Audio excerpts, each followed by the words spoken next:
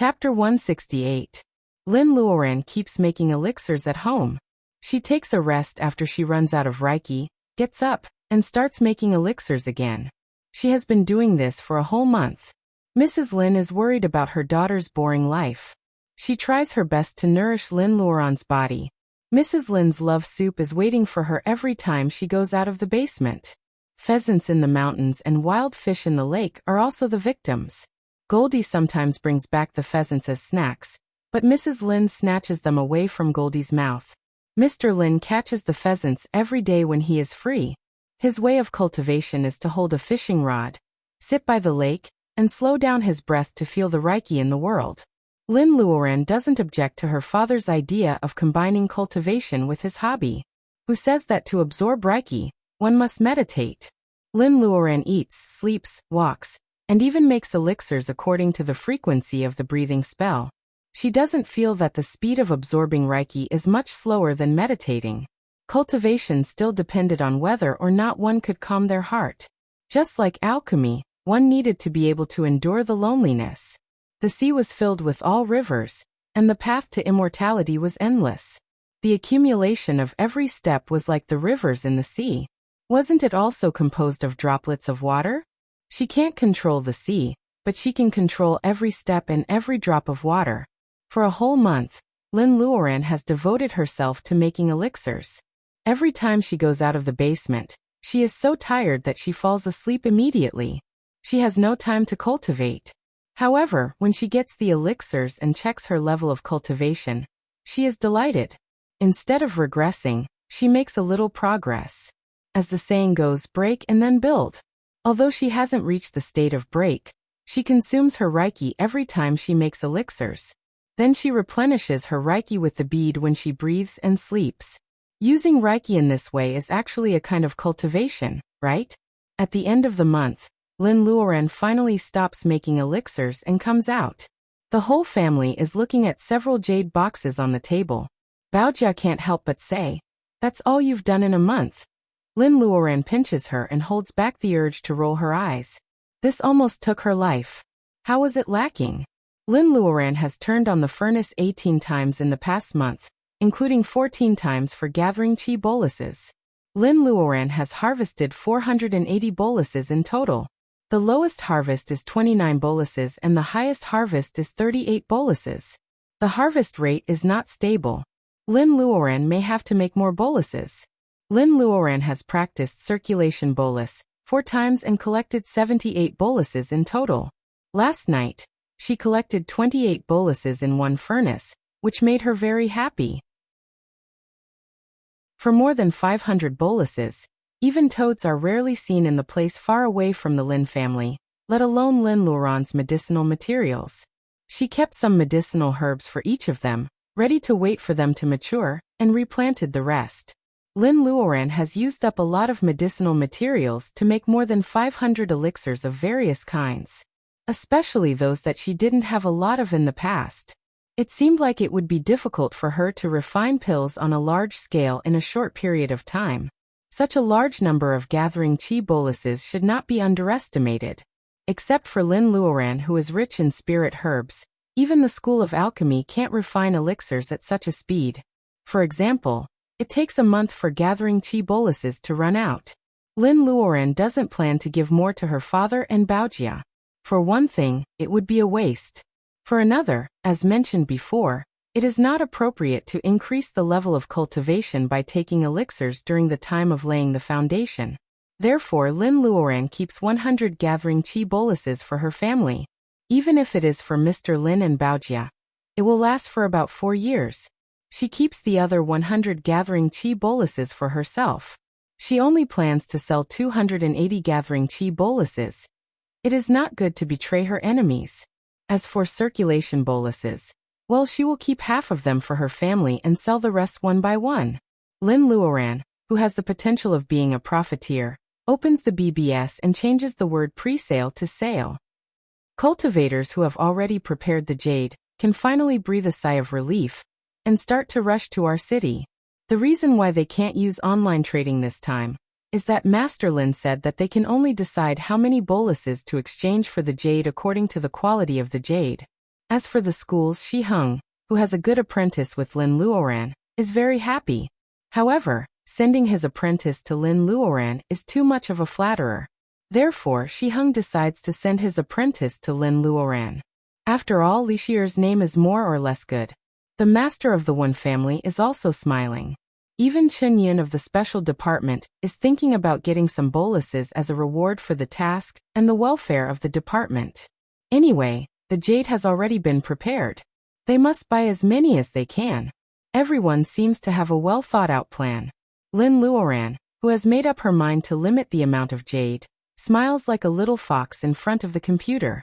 Even Lin Luodong, who passes by the study, trembles. Why is his sister smiling so much today? Her eyes are curved, which makes him feel that all his money will be taken away. The guards of Qingqing Villa had a very pleasant and puzzling day today. He knows that the residents of the villa are either rich or powerful. However, why are all the rich good-looking nowadays? The world is so unfair. Rich young men who drive luxury cars say that they want to visit Villa number 18 as soon as they get out of the car. Today, there are more than a dozen groups of people. What makes the guard jealous and happy is that many people give him tips. Nowadays, even the guards of residential areas can get tips. The gap between the rich and the poor has indeed widened. However, so many good-looking people are going to Villa number 18. Is it possible that there is a film and television mogul living in the mysterious Villa number 18? And these people are all stars going there for an interview? Of course, these cultivators don't know that they are regarded as actors by a guard. Speaking of Lin Luoran's plan of exchanging elixirs for jade, Zheng Tian, whose ID is the bitter congenital realm, on the BBS, comes from a business family. He has so much money that he doesn't know how to spend it. It is not easy for him to buy jade. Today he drives an off-road vehicle with a trunk full of jade. Though the jade is not the best, he believes that he can win by quantity. Zheng Tian is usually a bit sloppy, but the person he is going to visit is Master Lin. He doesn't dare to be careless. Besides the jade, he also prepares many gifts. He parks the car half a mile away from Villa number 18 at the end of the road, and climbs up with 2 big boxes in his arms. When he arrives at the door, he doesn't know how to enter. A middle-aged man fishing by the lake points inside. Zheng Tian cleverly takes out a cigarette and lights it for the middle-aged man who is wearing ordinary clothes. Zheng Tian is a little smart. What's wrong with fishing? So what if he is wearing ordinary clothes? How can he fish in front of the gate of Lin's house without some skills? After smoking a cigarette, the middle-aged man asks curiously, "Why don't you go in? Aren't you here to exchange elixirs?" Hearing this, Zheng Tian scratches his head in embarrassment. "Brother, I don't dare." Mr. Lin is almost choked by the cigarette. He is much older than the boy in front of him. How dare he call him brother? Although Mr. Lin thinks so, he is actually complimenting Mr. Lin's young age in a disguised way. Mr. Lin is quite satisfied. He feels that all the cultivators who came before him are not as good as the boy in front of him. He stops fishing, puts down the fishing pole, and leads Zheng Tian into the house. Zheng Tian follows Mr. Lin happily, as if it is the first time for Sister Lin to enter Ronggua's house. He doesn't dare to look at her for long. When they arrive at the flower hall, Zheng Tian doesn't take the opportunity to look at her, but a glass of wine instead of tea. Master Lin's way of treating guests is a bit strange. She actually serves him wine. Let me see what's different about this wine. Picking up the bamboo cup, Zheng Tian sees that the middle-aged man who is fishing is looking at him. As a man, he can't be weak, so he drinks the wine. When the wine enters his stomach, Zheng Tian's expression is like a palette, first red, then purple, then white, and then red. It's not that he can't stand it, but the feeling of peaceful Reiki running in his body is really wonderful. After a quarter of an hour, Zheng Tian opens his eyes and takes a deep breath. Master Lin is really generous to use spirit wine to entertain guests. Seeing that Zheng Tian opens his eyes, Mr. Lin smiles and says, "How is it?" Zheng Tian almost bursts into tears. "Master, this glass of wine can help me cultivate for many days. What do you think?" Mr. Lin waves his hand. "I'm talking about the taste of the wine. Is it good?" "Good." Zheng Tian is a little dizzy. It turns out that spirit wine is about taste. He gulps it down like Zhu Beiji eating ginseng fruit. He only remembers the feeling of the surging Reiki, but how can he remember the taste? Lin Luoran walks out of the house with a smile. Dad, don't tease him. It is Baojia's idea to use spirit wine to entertain guests. It is not because she is generous, but because she just dug it out today. Baojia says she wants to see if there are any adverse reactions such as allergies after drinking it. Therefore, all the people who come to exchange boluses today become lab rats. Judging from the expressions of the people in front of them, they are obviously happy lab rats. Zheng Tian salutes to Lin Luoran respectfully and introduces himself. He checks the jade he brings. The whole box of jade is not the best, so Lin Luoran exchanges 6 gathering chi boluses and 1 circulation bolus. Looking at Zheng Tian's happy face, Lin Luoran, who has the potential of being a profiteer, wonders if she has exchanged too much. These people are so easily satisfied. With your personal ability, you can only get 1 bolus every 2 months. Don't be greedy. Zheng Tian nods and walks out of the gate of Lin's house dizzily. He touches the jade box in his pocket and secretly clenches his fists. If I practice hard, I may be able to break through and get rid of the bitter inborn realm. Ha, I am so lucky.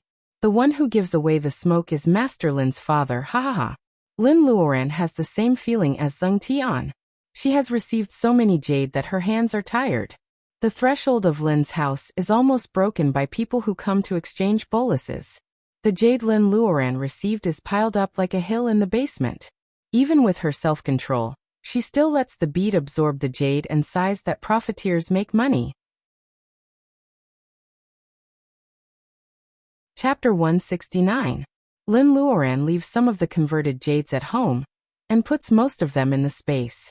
After all, they are not waste in the eyes of cultivators anymore. They are as valuable as spirit stones. It's better to be careful. Money moves people's hearts. It's always good to keep a low profile. Luodong has been very excited these days because Lin Luoran has said that she will take him to the capital. In fact, it doesn't matter where they are going. Though he is curious about the capital, he misses Lin Luoran more than anything else. Just like a bird that just opens its eyes, it always recognizes the first person it sees as its mother. Luodong has this feeling about Lin Luoran. Therefore, Luodong is looking forward to the trip to the capital, which Lin Luoran has specially prepared for him. Days go by in Luodong's expectation. Finally, it's time for departure. Mrs. Lin is reluctant to part with her daughter. She feels sad that Lin Luoran has to go out again after being missing for 3 years. Mr. Lin counsels her in private. Lin Luoran can't make progress by staying with her parents.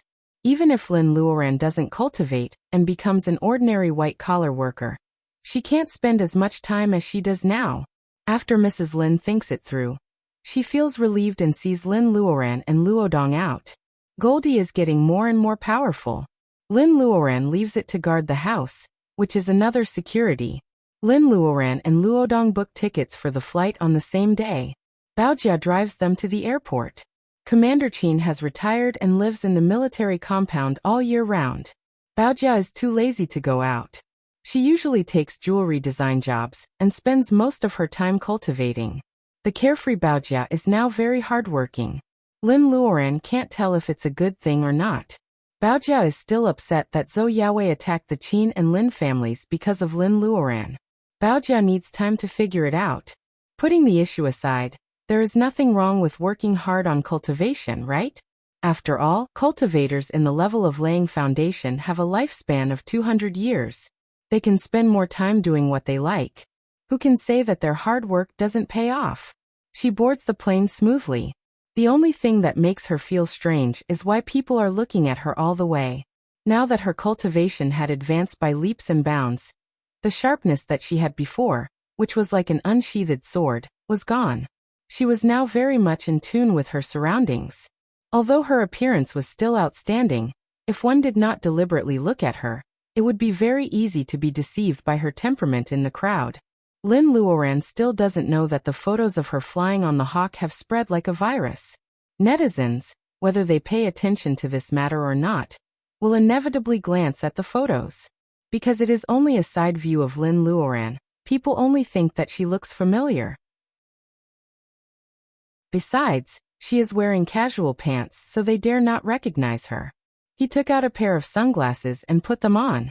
Sure enough, it was much more convenient for him to carry out the next step. Lin Luoran has always insisted that Luodong should open his heart and blend into the crowd. She doesn't book a first-class seat, but an ordinary economy class. Seeing how nervous Luodong is, Lin Luoran asks in a low voice, "Are you scared? Didn't you ride on Goldie's back before?" Lin Luodong's little face turns pale. That's not the same.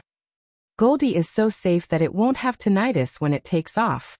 Hearing Lin Luoran's question, Goldie refuses to admit defeat. He sticks out his chest and forces himself to look out of the window. The nervousness when encountering the airflow gradually disappears. In this world, there are two kinds of beauty that can move people's hearts the most. No matter what kind of aesthetic, it is irresistible. One is the blue sea, the kind of broad-minded beauty with the ups and downs of the waves, the kind of beauty that is magnificent. The other was the ethereal beauty of the ethereal emptiness above the blue sky that was like a blue sea, where the clouds rolled and unfolded. Looking at the various shapes of the white clouds, even Lin Luoran can't help thinking of those beautiful legends, let alone a child like Luodong. Is there really a towering palace in the depths of the floating white clouds? Seeing that Luodong's eyes are blurred and sleepy, Lin Luoran can't help but laugh. The passenger next to her who has been peeking at the siblings is so amazed that his eyes almost pop out. The little boy is wearing a British-style summer suit, and his eyes are shy. In the eyes of some passengers, this is the introversion of a noble. As for the woman sitting next to him, she seems to be in her early 20s, but she looks calm and comfortable. Both of them are very outstanding in appearance and temperament. Are they brother and sister? If you ask Luodong this question, he will nod happily. Where would he be now without Lin Luoran by his side? Lin Luodong often thinks about this question. The various strange possibilities make him cherish his current life more and more every time. Because of the connection between his sister and him, his life will be as wonderful and beautiful as the blue sky. Lin Luodong firmly believes that. The plane slowly lands at the capital airport. The siblings are in a good mood.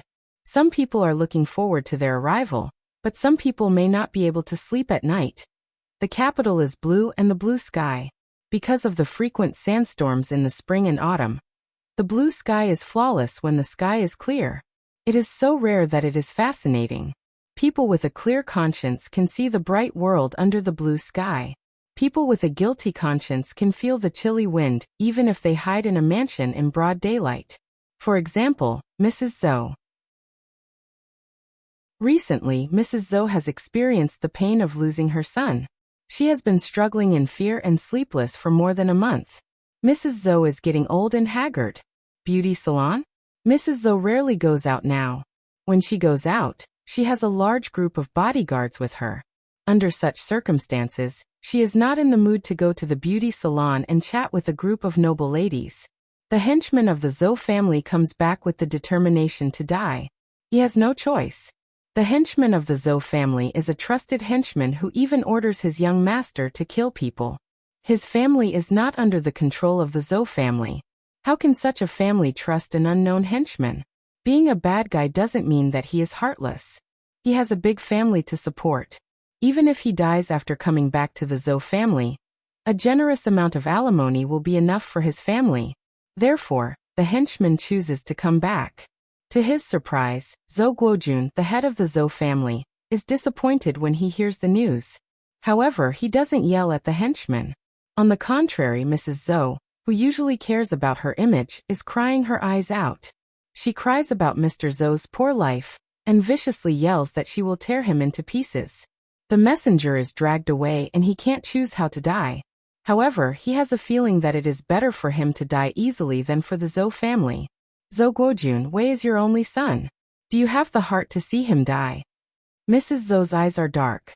She grabs Zhou Guojun's sleeves and says vaguely. Zhou Guojun slaps Mrs. Zhou in the face. Pa. Mrs. Zhou's face is swollen. Mrs. Zhou covers her face and can't believe it. Zhou Guojun supports his shaky body and turns around to leave. After all, he is a senior minister. The Zhou family has many friends. He doesn't believe that the state will let him die. What cultivator? Can a person deal with the state? Zhou Guojun is not an idiot.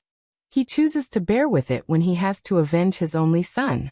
He has to cast a net and make sure that those who come to trouble him will die. No matter how useless Zhou Yaowei is, he is the only son of the Zhou family and the only child of Zhou Guojun. Zhou Guojun asks the state to give him an explanation. He reports that his son was murdered. Since this case involves a cultivator, Chen Yun is the first one to receive the file. Minister Chen turns the file over and blushes. They tried to recruit Zhou Yaowei into the special department for the sake of the evil cultivator. However, Zhou Yaowei is seeking his own death. He messed with Lin Luoran, who has been in the limelight in recent years. Chen Yun has automatically filtered his memory. He forgets that Zhou Yaowei was not the only one who wanted to hurt the Lin family that night. Actually, Zhou Yaowei and his family were up to no good. The more this was the case, the more he should express his goodwill and improve their relationship. Just like that, Chen Yun suppressed the case. What makes the Zhou family angry is the setbacks in other places. When the Zhou family is approaching Commander Qin step by step, many people in the army are unhappy with them, and many political enemies are dissatisfied with the Zhou family's power. At this time, you want us to send troops to protect you? In your dreams. You are using public power for private purposes. The photos on the internet provide netizens with speculation and gossip. For the dignitaries, it is a good opportunity to find out the truth. With the investigation, a door opens in front of them. It turns out that there is a cultivator who can fly in the sky and hide in the ground behind their arrogant world. Some dignitaries on a certain level gloat when they know that the Zhou family has provoked such a cultivator, who can take people's lives at any time. Those who are enemies of the Zhou family almost celebrate. Those who are on good terms with the Zhou family stay away from the Zhou family. The cruel reality and indifferent people finally make Zhou Guojun sleepless at night. Looking at Mrs. Zhou, who only knows how to cry every day, Zhou Guojun feels regretful. Mrs. Zhou is Zhou Guojun's second wife. His first wife couldn't give birth to a son, so Zhou Guojun divorced her regardless of the consequences. Then he married Mrs. Zhou, who was his mistress at the time. Finally, Mrs. Zhou got what she wanted and gave birth to a son. However, now it seems that it is a pity that Mrs. Zhou doesn't have a son. What if she has a son and a mother who can't even show up in public? Wait, there is also Commander Qin. According to his nostalgic character, there may be a chance. Chapter 170. Today, I just found out that the author can get points by repeatedly posting comments on the same account. Well, Pa didn't say anything about it. You know what I mean? In addition, this week's essence has been distributed. Let's make the comments section more active so that there will be 100 or even more essence next week. Lin Luoran takes Luodong to the Fragrant Hill Villa. In the cottage, when Lin Luoran puts a bottle of 10 circulation boluses on the table, Master Guo's neck turns red. What are you doing? This old man isn't after your pills. Lin Luoran smiles and says yes, but she refuses to take back the circulation boluses. Since she sold the boluses and said that she would not make boluses in a short period of time, the price of such a life-saving circulation bolus has skyrocketed. Seeing this, some people who sell the boluses for a profit laugh at Lin Luoran. Only Lin Luoran knows that she is actually making a profit. Of course, she can take her time and infiltrate into the Burmese power through her own efforts. She can be a shareholder of the mine, or the owner of the behind-the-scenes. She will never be short of jade. However, in the beginning, Lin Luoran can't get out of this business. First of all, it will delay her cultivation. Second, if she doesn't sell boluses, how can she let all the forces in the world of cultivation know that she can make boluses? She is probably the only cultivator in the level of laying foundation who can make boluses. If she doesn't have the personal ability of the level of laying foundation, everyone can catch her and raise her. Unfortunately, Lin Luoran is not only in the level of laying foundation, but she also has a limit on the number of boluses she can buy. So what if they catch her? When the time comes, they will get more boluses than if they don't catch her. This is Lin Luoran's idea. She wants to minimize the possibility of these dirty things happening, so that she and her family can focus on their cultivation. She is willing to give Master Guo the boluses for the sake of delaying him in the past 3 years. Master Mu tries to smooth things over. Master Guo, just take it. It's a gift from her. Master Guo accepts the elixir. Circulation elixir, an upper grade 2 elixir, can cure the injuries of cultivators in the level of laying foundation. Even if his old injuries are too serious, these elixirs can help him suppress them for a while. As the saying goes, even ants want to live. Who doesn't want to live as long as there is a glimmer of hope? Master Mu and Master Mu both like Luodong, who is shy but polite. Master Mu's eyes light up when he sees Luodong, who only has the Taoist root of the earth. If it weren't for Luodong's master, Master Mu would have asked to take Luodong as his apprentice. He asks why Lin Luoran doesn't ask him to cultivate. Lin Luoran says that he can choose by himself when he is 18 years old. Both of them look at Lin Luoran in surprise, which makes Lin Luoran think that there is a flower on her face. Do you know how many people are helpless about being able to identify their Taoist roots at 8 years old? They wish they could start cultivating when they were still in their mother's womb. You're the only one who doesn't care about these few years. It might seem like a waste, but it's not necessarily a waste. You are much more knowledgeable than us. Lin Luoran is surprised. She just heard about the identification of the Taoist root at the age of 8 from Master Mu. It is not a matter of vision. The only difference between Lin Luoran and others is that she believes in democracy and open-mindedness when it comes to children's education. Lin Luoran hopes that she can just be a guide and children should make their own choices in life. The three of them are all in the level of laying foundation. Master Mu and Lin Luoran have been talking about Taoism for a long time. They have endless topics. It has been less than 4 years, but Lin Luoran is not an ignorant person. She has studied the cultivation encyclopedia before bearing essence from White Fairy for a long time. When she talks with Grandpa Mu and Grandpa Mu again, she not only listens but also has her own opinions. What she says makes Grandpa Mu think about it seriously. The three of them drink wine and talk about Taoism. This is the authentic monkey wine that Lin Luoran brought. Though the wine she made is effective, it lacks the mellow flavor of monkey wine. This is the first time Lin Luoran feels that something is wrong since she got the space. For living plants, it can be ripe overnight. However, for dead things or vegetables or fruits, it is like a refrigerator. Time passes quickly, but the age of the wine doesn't change at all. The monkey wine is made from fruits, so it is not intoxicating. The unique fragrance attracts little squirrels to jump on the branches, but they dare not to come down. Master Mu and Luoran do not avoid Luodong when they talk. Luodong is the boy who pours the wine and listens to them. It turns out that one needs to have the Taoist root in order to learn magic arts of nature. He has the nature of earth. Luodong doesn't know how precious a single nature of Taoist root is. However, he is happy that he has it. It turns out that when one cultivates to the level of his sister, the level of laying foundation, one can not only use spells but also spells. The more spells one knows, the more spells one knows. The more spells one can control things that are not in the 5 elements. Lin Luodong is confused and he can only keep it in mind. Wood makes a forest, forest gives birth to wind, or fire meets water and there is wind. All in all, he understands one thing. Lin Luoran is very powerful now. Even if she doesn't ride on Goldie, she can still cast the wind riding spell, to fly in the air. It is getting late. The little squirrels lose their patience.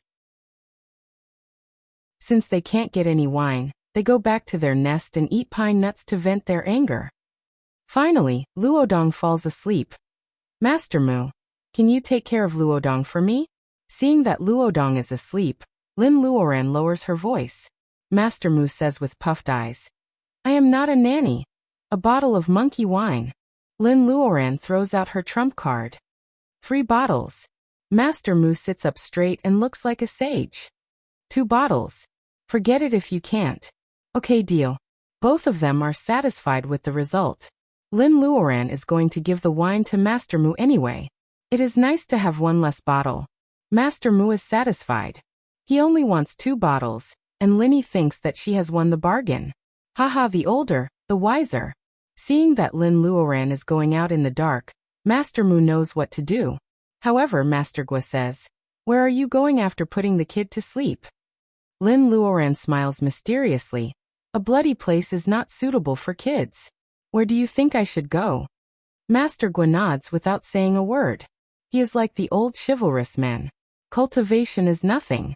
If he can't do whatever he wants, eat meat and drink wine, he doesn't want to be an immortal. How long will it take to kill these little bastards? The two old men are waiting for you to come back and drink. Come on, let's drink. Master Gua is quite generous. He picks up the glass and drinks up. Lin Luoran also drinks up. She feels heartbroken. If she had known this would happen, she would have given them the wine she made herself. She doesn't know when she will get the monkey wine again. They treat the Zhou family as a flea, and they don't take it seriously at all. In the Zhou family, Zhou Guojun puts down the phone in his hand. His knuckles turn white because he squeezes too hard. What did he say? Mrs. Zhou asks with red eyes. Zhou Guojun shakes his head. He said that since Wei hit Qin Baojia with his car, his relationship with me has been written off. Mrs. Zhou is desperate at first, and then she gets angry. Written off? My father-in-law carried him out of a pile of dead people.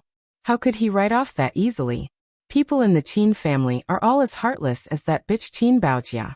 Wire liked her so much. If he had agreed, she would have been the daughter-in-law of the Zhou family, and my Wire would not have died. That's enough. Zhou Guojun interrupts Mrs. Zhou. At the same time, the blue veins on his neck stand out because he squeezes too hard. How can you say that? If you didn't ask Qin Baojia for help every few days, he wouldn't have avoided you like a snake and opposed his granddaughter's marriage. After all, it is you, an ignorant woman, who killed Wei. It is you, an ignorant woman, who killed Wei. Zhou Guojun's words hit the crying Mrs. Zhou like thunder. Her lips turn pale and her fingers tremble. She refuses to admit that she has spoiled her son. Now it seems that there is no way out. By the way, how is it going with Wei's master? Although Zhou Guojun believes that the mysterious master should take a lot of responsibility for his son's death, Zhou Guojun has no choice but to rely on Zhou Yaowei's master to get through this difficult time. Zhou Guojun frowns and looks at Mrs. Zhou, who used to be so powerful. She shakes her head with her pale face. Zhou Guojun's hand holding the cigarette trembles. He can't believe that the Zhou family has come to this. Are these cultivators really so powerful?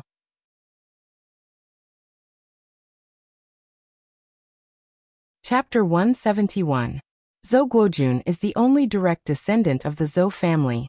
There are several other people in important positions, but they are distant relatives. They just use the name of the Zhou family to get promoted. Even if the Zhou family is willing to accept them, others may not be happy. Lin Luoran reads the information about the Zhou family in her mind and finds it funny. Chun Yun sent this information to her after hearing that she came to the capital. Apparently, he is trying to be friendly.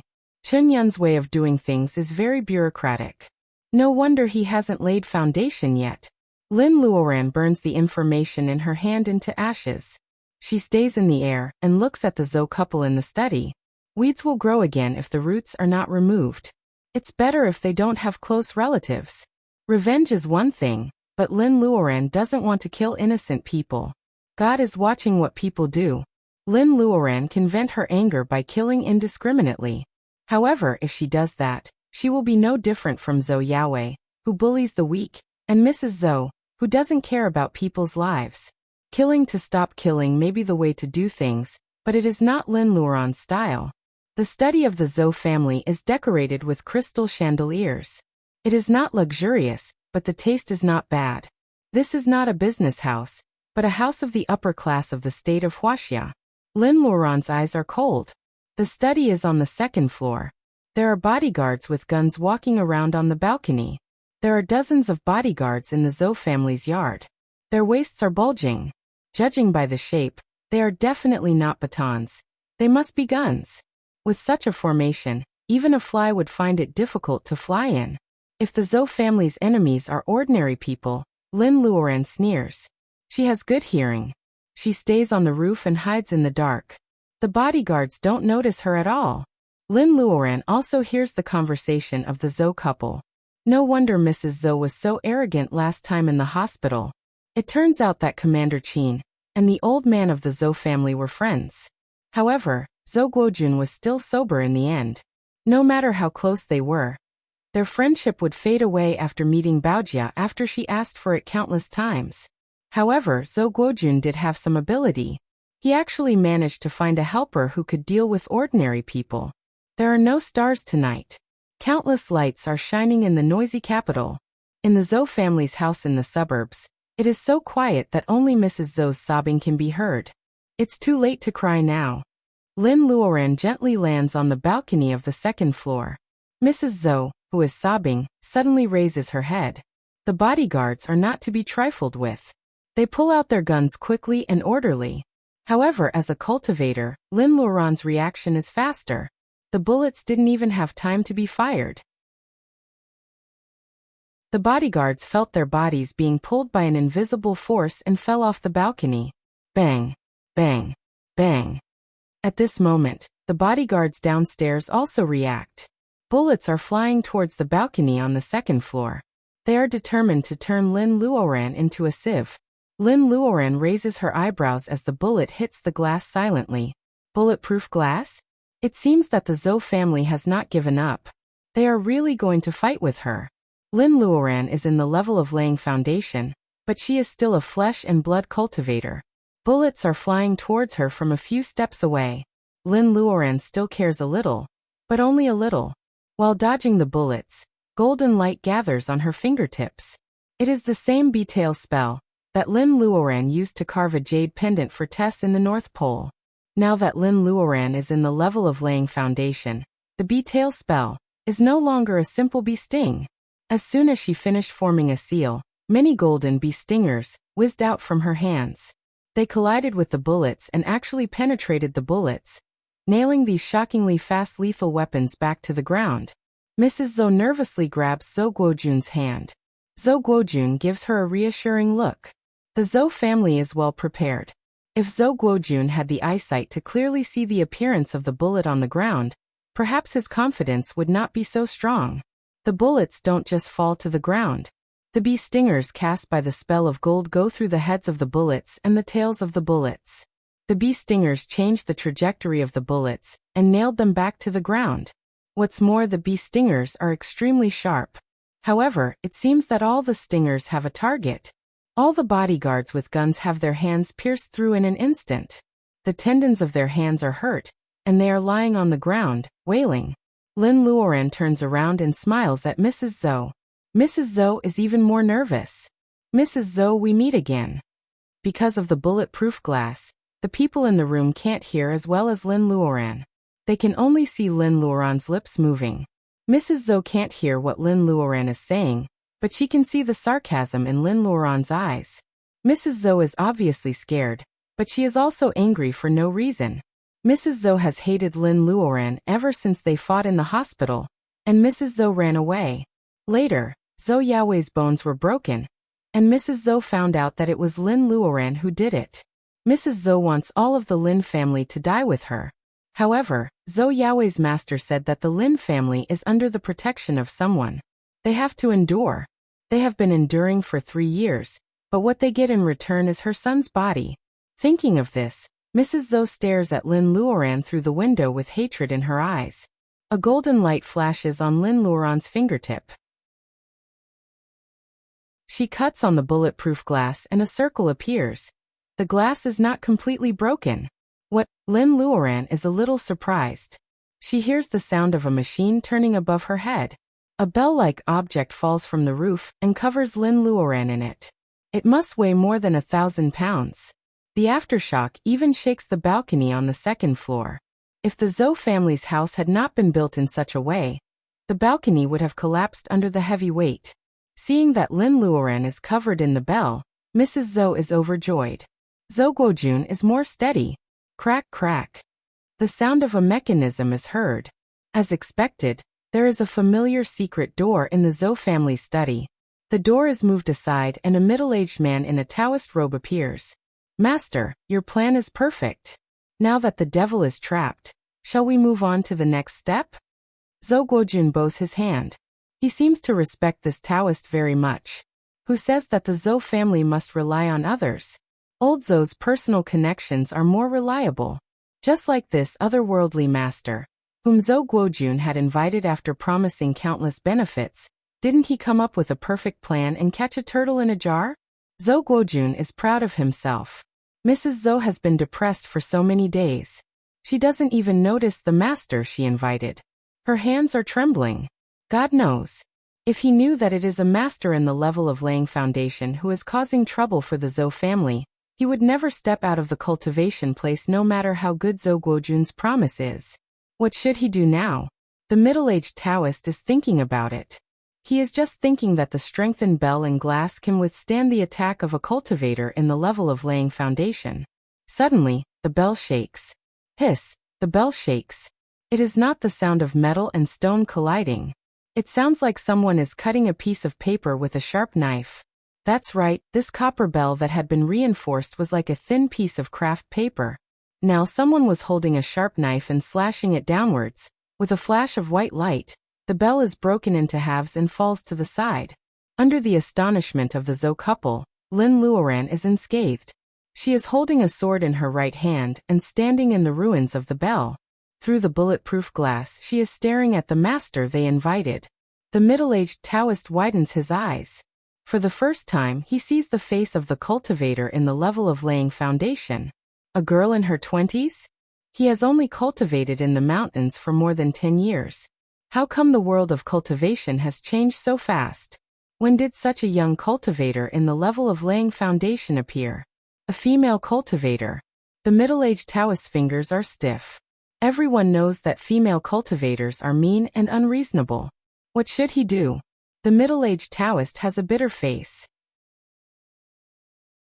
He can't see the pleading eyes of the Zhou couple. He doesn't even know how to get out of here. Lin Luoran snorts and slashes at the bulletproof glass with the bright sword. The glass, strengthened by some secret spell, is totally defenseless against a grade 5 magic weapon. The glass shatters on the ground. The middle-aged Taoist notices that the pieces of glass are covered with frost. He shivers. The broken glass is like the psychological defense of the Zhou couple. As soon as Lin Luoran steps into the study, Mrs. Zhou has become a hysterical beast. She rushes at Lin and tries to beat her up. Of course, Mrs. Zhou is kicked away before she can even touch Lin Luoran's clothes. Zhou Guojun collapses. This time he is not pretending. He really feels that there is no hope for him to escape. He doesn't care about the power and position anymore. The middle-aged Taoist bows and says, "Master." Lin Luoran says emotionlessly, "You are quite capable in some ways." The Taoist lowers his head even more. Lin Luoran is not flattering him. The middle-aged Taoist is only in the middle stage of training qi. Lin Luoran didn't notice his breath at all. He is indeed good at hiding his breath. Lin Luoran has been thinking many times about how to deal with Zhou Yaoi's parents in order to establish her prestige and vent her hatred. However, looking at Zhou Guojun, who has aged 10 years in an instant, and Mrs. Zhou, who used to be arrogant, lying at the foot of the table, Lin Luoran suddenly feels that revenge is boring. It is impossible for Lin Luoran to let them go and let the Zhou family, who have lost their only son and face, take revenge. However, Lin Luoran is not interested in torturing them. Therefore, while the middle-aged Taoist is trembling in fear, Lin Luoran throws a fireball at Zhou Guojun and Mrs. Zhou.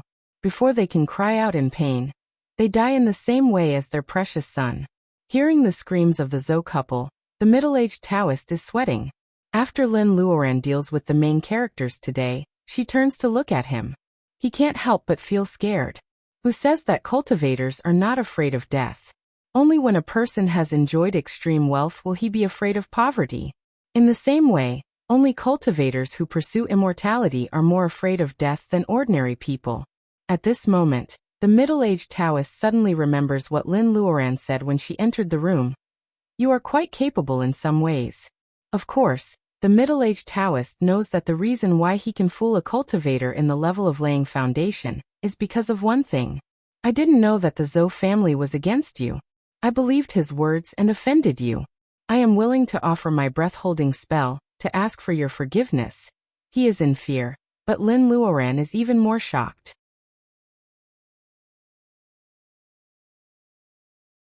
Chapter 172. Seeing that Lin Luoran doesn't say anything, the middle-aged Taoist nervously hands her a tattered book. Lin Luoran grabs the book and turns it over. The book is indeed about a secret method called breath-holding spell. Although the Taoist's personal ability is low, Lin Luoran is not completely defenseless against him. She has heard many stories of people failing miserably. Therefore, it seems that she is reading the book, but in fact her fingers are covered with a thin layer of wackin. Lin Luoran doesn't touch the book at all. "Master," the middle-aged Taoist says tentatively. Lin Luoran closes the book and asks, "What's the relationship between you and the Zhou family?" The middle-aged Taoist then tells Zhou Guojun about his friendship with Zhou Guojun. In fact, he doesn't have any relationship with Zhou Guojun. But for the sake of Zhou Guojun's face, and the Zhou family has promised him countless benefits, he comes out of the penance land to help Zhou Guojun deal with this little cultivator. Lin Luoran doesn't say anything. The middle-aged Taoist explains his purpose and cleverly makes the oath of the devil inside to show that he is telling the truth. Cultivators pursue the path of cultivation. As long as they make the oath of the devil inside, they will not be able to make any progress in their whole life. Otherwise, they will not have a good ending. This was on a completely different level from the oath that ordinary people casually swore to be struck by lightning. Modern people treated oaths as if they were drinking water or eating, and they did not attach any importance to it. In order to deceive people and win their trust, they even dared to say that their son would not have an asshole. However, once a cultivator swore to the oath of the heart's demon, they would really fulfill it. Lin Luoran finally gets rid of her suspicion. She waves her hand and tells the middle-aged Taoist to leave. The middle-aged Taoist walks out with his back stiff. Before he takes 2 steps, he hears Lin Luoran's voice behind him. "Stop." The middle-aged Taoist is stunned. Is he still going to die? He is thinking about whether he should just fight with this evil woman. Suddenly, he hears the wind behind him and something flies into his arms. Oh, is it a jade box? Exchanging these elixirs for this lousy book of yours is still acceptable, Yi Zichen said coldly. Did he hear it wrong? Now, not only had a female cultivator in her early 20s reached the foundation establishment realm, but she was also so reasonable. The middle-aged Taoist doesn't have time to check what boluses these are. He thanks Lin Luoran respectfully and runs away. He jumps over the wall of the Zhou family. Your Qinggong is not bad. Seeing him running like a rabbit, Lin Luoran smiles and puts away the breath-holding spell, which is only a few pages long. Since she, a foundation-building cultivator, couldn't discover the existence of a middle stage or a refining cultivator, this breath-restraining technique didn't seem to be a common item. It could be considered another harvest from this trip. Looking at the bodyguards lying on the ground, Lin Luoran smiles. What? Do you still want to stay and be loyal to the Zhou family? A bodyguard mustered up his courage and asked, You won't kill us? Lin Luoran asks casually, Do you hate me? The bodyguard quickly shook his head. Will you call the police? The bodyguard thought for a moment and shook his head firmly. Then, will you announce what happened tonight? This time it was the bodyguards who shook their heads. Announce? Are you kidding me? What they saw tonight is probably a secret power. They may have to hide their names in the future, in case someone finds them. How can they announce what happened everywhere? Then, you can go now. These 3 reasons are not only for the bodyguards but also for Lin Luoran herself. She won't attack unless she is attacked. Lin Luoran hopes that she can stick to this belief until the end. She won't become a bully and a murderer. The bodyguards helped Lin Luoran out of the Zhou family's gate. The servants have already escaped in the chaos. Lin Luoran looks at the brightly lit Zhou's house in the dark night.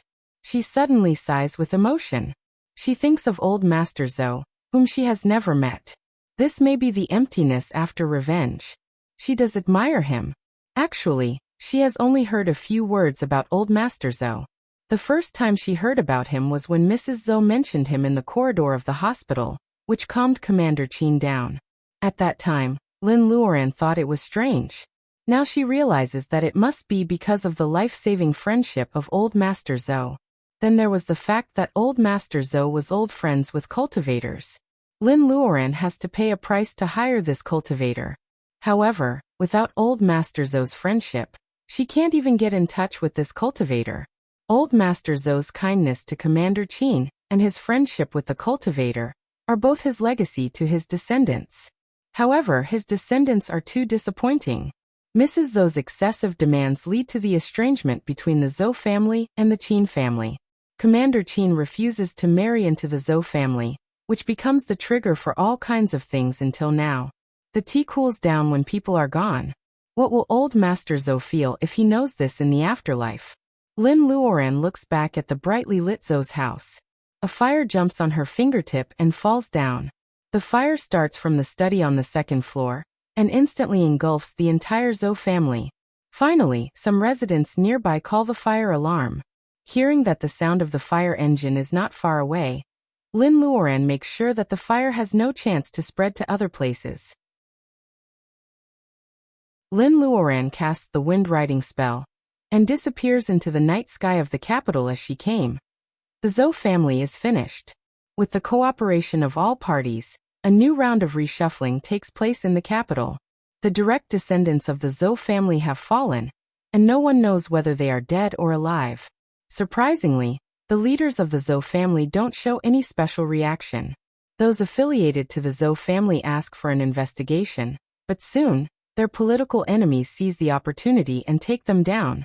There are only so many seats in the capital. The fewer people who occupy the seats, the more people from other factions can fill the seats. Not only that, after knowing the reason of the fall of the Zhou family, these unscrupulous nobles begin to restrain their descendants. They act cautiously and keep a low profile. In this world of singing and dancing, the power that you think is infallible is not a barrier that can protect you from doing evil. Some people don't care about these things. In front of the supernatural power, everything is nothing.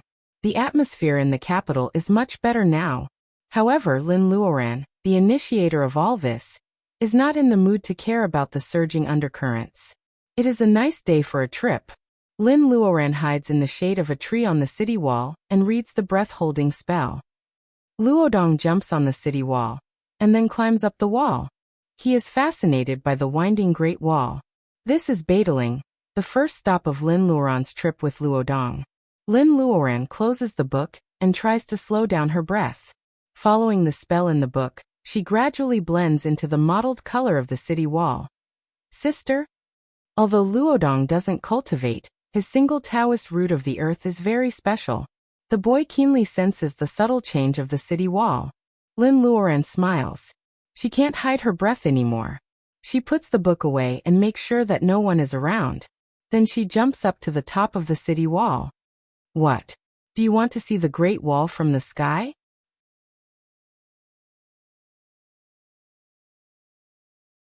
Chapter 173. There are more than 3,000 chapters in this book, and it is very likely that there will be a second chapter today. Therefore, I'm begging for your collection and comments. In Luodong's life, he has had 3 different flying experiences. He was only 7 or 8 years old at that time, and he was even more shy than he is now. Sitting on Goldie's back, Luodong clenched his fists nervously and looked down at the Mount Qingcheng. He was so curious and nervous that his heart almost stopped beating. Sitting on a plane was a completely different feeling. The clouds blocked one's line of sight. The blue sky was quiet and peaceful, making one's heart want to roll around in the clouds and sleep comfortably on the cloud bed. However, these 2 kinds of thoughts were filled with comfort and ease, inevitably losing the courage of a little man. Not like now. Luodong is standing in front of the sword of bright snow, and there is a light shield in front of them. The fresh air filters through the shield, which makes people feel refreshed. Due to the friction caused by flying at such a high altitude, the shield blocks the wind. It is indeed a must for home travel. Oh, it should be a must for home flying. His classmates who talk about online games every day may never have such an experience. Luodong is standing on a flying sword and looking down from the sky of the Great Wall of China. Those tourists are right under their noses, but they can't see Luodong and Luodong above their heads. This is really a strange and nervous feeling. Sister, can't they see us? After all, from the inside, the light shield is also shining. Even if the people below are blind, can't they see the light bulb shaking above their heads? There are so many ways for a cultivator to not be seen by mortals. For example, this light shield is supported by the spell of the water, which avoids the problem of friction when flying at a high speed. In addition, there was a soundproof barrier called mini kiliacosm. From the eyes of mortals, they couldn't see the cover overflowing with spiritual chi, so they naturally couldn't see the flying sword and the two people in the cover. Of course, things like mini kiliacosm wasted too much spiritual power when flying. Even in the previous cultivation world, few people used it. That was why the sky was filled with sword lights and magic weapons. Seeing Lin Luoran nodding, Luodong is excited. He keeps saying lower, lower.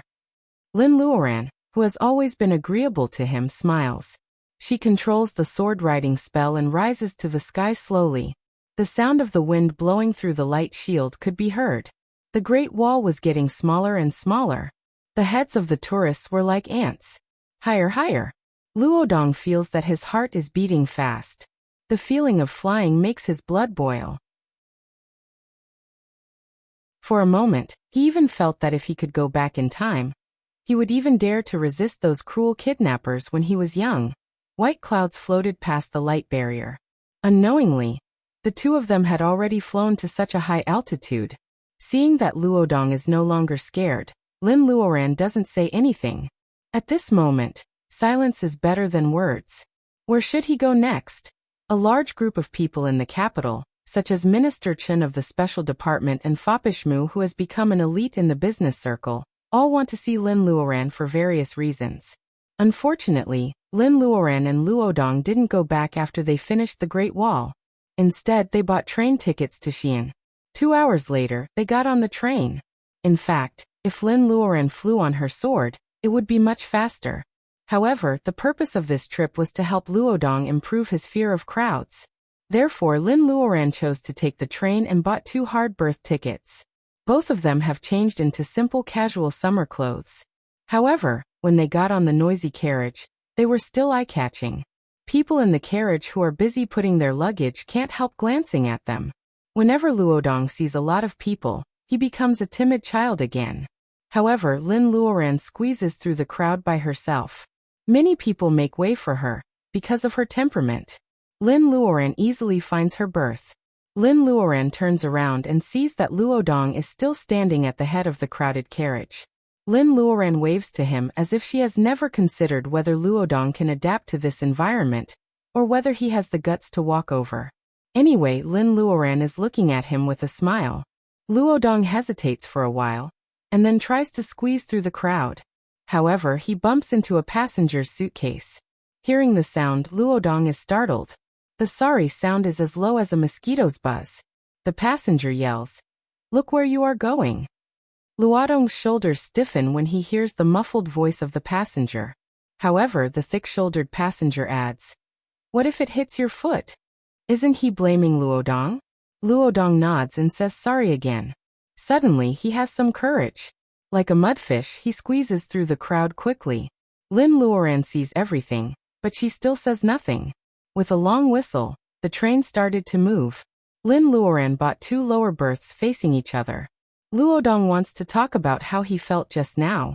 However, Lin Luoran is looking at the scenery outside the window, so he doesn't say it. Lin Luoran gets on the train right after she buys the ticket. Unlike other passengers who have prepared snacks, Lin Luoran is on the train at 4 p.m.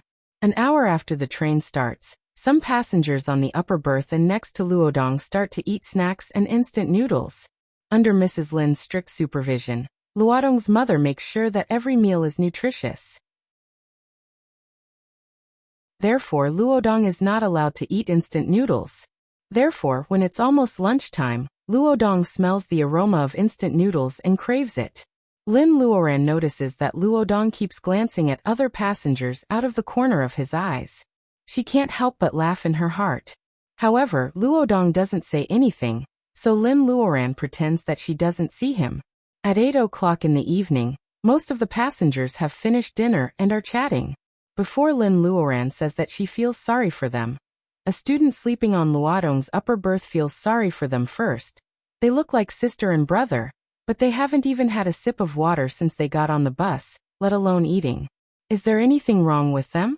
In fact, Appearance can really make a good first impression. The boy doesn't think that if he really can't afford to eat, he won't be able to buy 2 birth tickets. Of course, he doesn't dare to talk to Lin Luoran. After thinking for a while, the boy tries to wave his hand to Luodong. Hey, are you going on a trip with your sister? What? Someone takes the initiative to talk to him. It doesn't look bad. Luodong's voice is not loud, but he speaks in an organized way. He says that he is going on a trip to Xi'an. I see. My name is Rong Donglin. What about you? Hearing the word Dong in Rong's name, Luodong feels more friendly. However, he doesn't lose his vigilance. He tells Rong his name and doesn't mention Lin Luoran, who seems to be asleep on the berth. The two get to know each other quickly. Rong takes out 3 bowls of instant noodles and says awkwardly, I got off the train at Xi'an. I bought so many bowls of instant noodles, and I don't know how to eat them all by myself. Luodong, can you do me a favor and help me? Luodong licks his lips. Is this really okay? After all, he is only 12 years old. He can't stand such persuasion. Looking at Lin Luoran, who is sleeping, Luodong thinks that his sister must be hungry, so he can't help but nod. Rong turns over and tries to get up. Luodong thinks that it is inappropriate for him to ask Luodong to help him after he has eaten Rong's food. Therefore, Luodong plucks up his courage and says that he will make the instant noodles himself. Rong is patient. He knows that Luodong should take care of Luodong's self-esteem. He tells Luodong where to turn on the water and warns Luodong to be careful. It is the first time for Luodong to make instant noodles. It takes him a long time to make the seasoning bag according to Rong's instructions. When he finally gets to the water with 2 bowls of instant noodles, he is already sweating profusely. As soon as Luodong leaves, Lin Luoran, who has been sleeping, opens her eyes. Her black pupils seem to be shining brightly. Rong feels ashamed when he is sleeping and doesn't dare to look at her. Lin Luoran smiles and says in a low voice, Good people will be rewarded for their good deeds. The boy who looks like a student is trying to avoid eye contact with Lin Luoran. What? Rong doesn't hear it clearly. Lin Luoran closes her eyes again. It turns out that Luodong has come back with 2 bowls of instant noodles. Luodong puts the bowl of instant noodles on the table and says, Donglin, you eat first. Then he leaves with another bowl. Rong looks at Lin Luoran, who seems to be pretending to be asleep. He is confused. Lin Luoran is not asleep. Why did she ask her younger brother to fetch the instant noodles? If it is because of her self-esteem, why did she open her eyes halfway and let Rong know that she is awake? When Luodong finishes making the noodles and comes back, Lin Luoran wakes up. After listening to Luodong's story, Lin Luoran only says thank you to Rong, as if she doesn't want to get close to him. Luodong blushes. He doesn't know why his sister, who has always been nice to him, is so cold this time. He tries to talk to Rong about something else, trying to make the kind-hearted Donglin feel less awkward. However, Luodong is a kid who doesn't like to talk to others. He can't talk about Goldie, spells, and flying swords. There is nothing interesting in the school. The only thing he can talk about is the villa of the Lins, which is different from other people's. Luodong talks about the delicious peaches at home, the fruit wine made by his sister, and the flowers in the house. Rong doesn't think that Luodong's house is a big villa.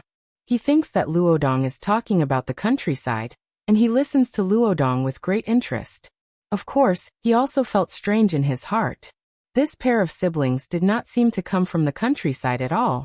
Luodong invites Rong to visit his home when he is free. Rong agrees. Seeing that Lin Luoran doesn't say anything, Rong thinks that Luodong is just making a promise. Soon the lights are off. Luodong falls asleep with the excitement of making a new friend. At 2 or 3 o'clock in the morning, everyone is asleep. A flashlight flashes. Lin Luoran opens her eyes and asks, Who is it? The man is shining the flashlight on the luggage rack. Hearing a female voice, he answers casually, I'm looking for a kid. I don't know which carriage he is in. Lin Luoran sneers. He is looking for a kid and finds the luggage rack. Does he think that she is as stupid as a 3-year-old? However, she can't ignore Rong, who looks like a student. The luggage is right beside her feet. Hearing Lin Luoran snort, the man shines the flashlight on Lin Luoran again. Lin Luoran opens her mouth and says, Get out. The man holds his head and drops the flashlight. A passenger is woken up by the noise and starts to mumble. The man runs away with his tail between his legs, ignoring the sudden headache. Lin Luoran turns over and seems to fall asleep again. The carriage is filled with the sound of breathing, teeth grinding, and snoring. However, Luodong is sleeping soundly. Such an episode is not worth mentioning. In the dark, Lin Luoran's eyes are clear and she smiles.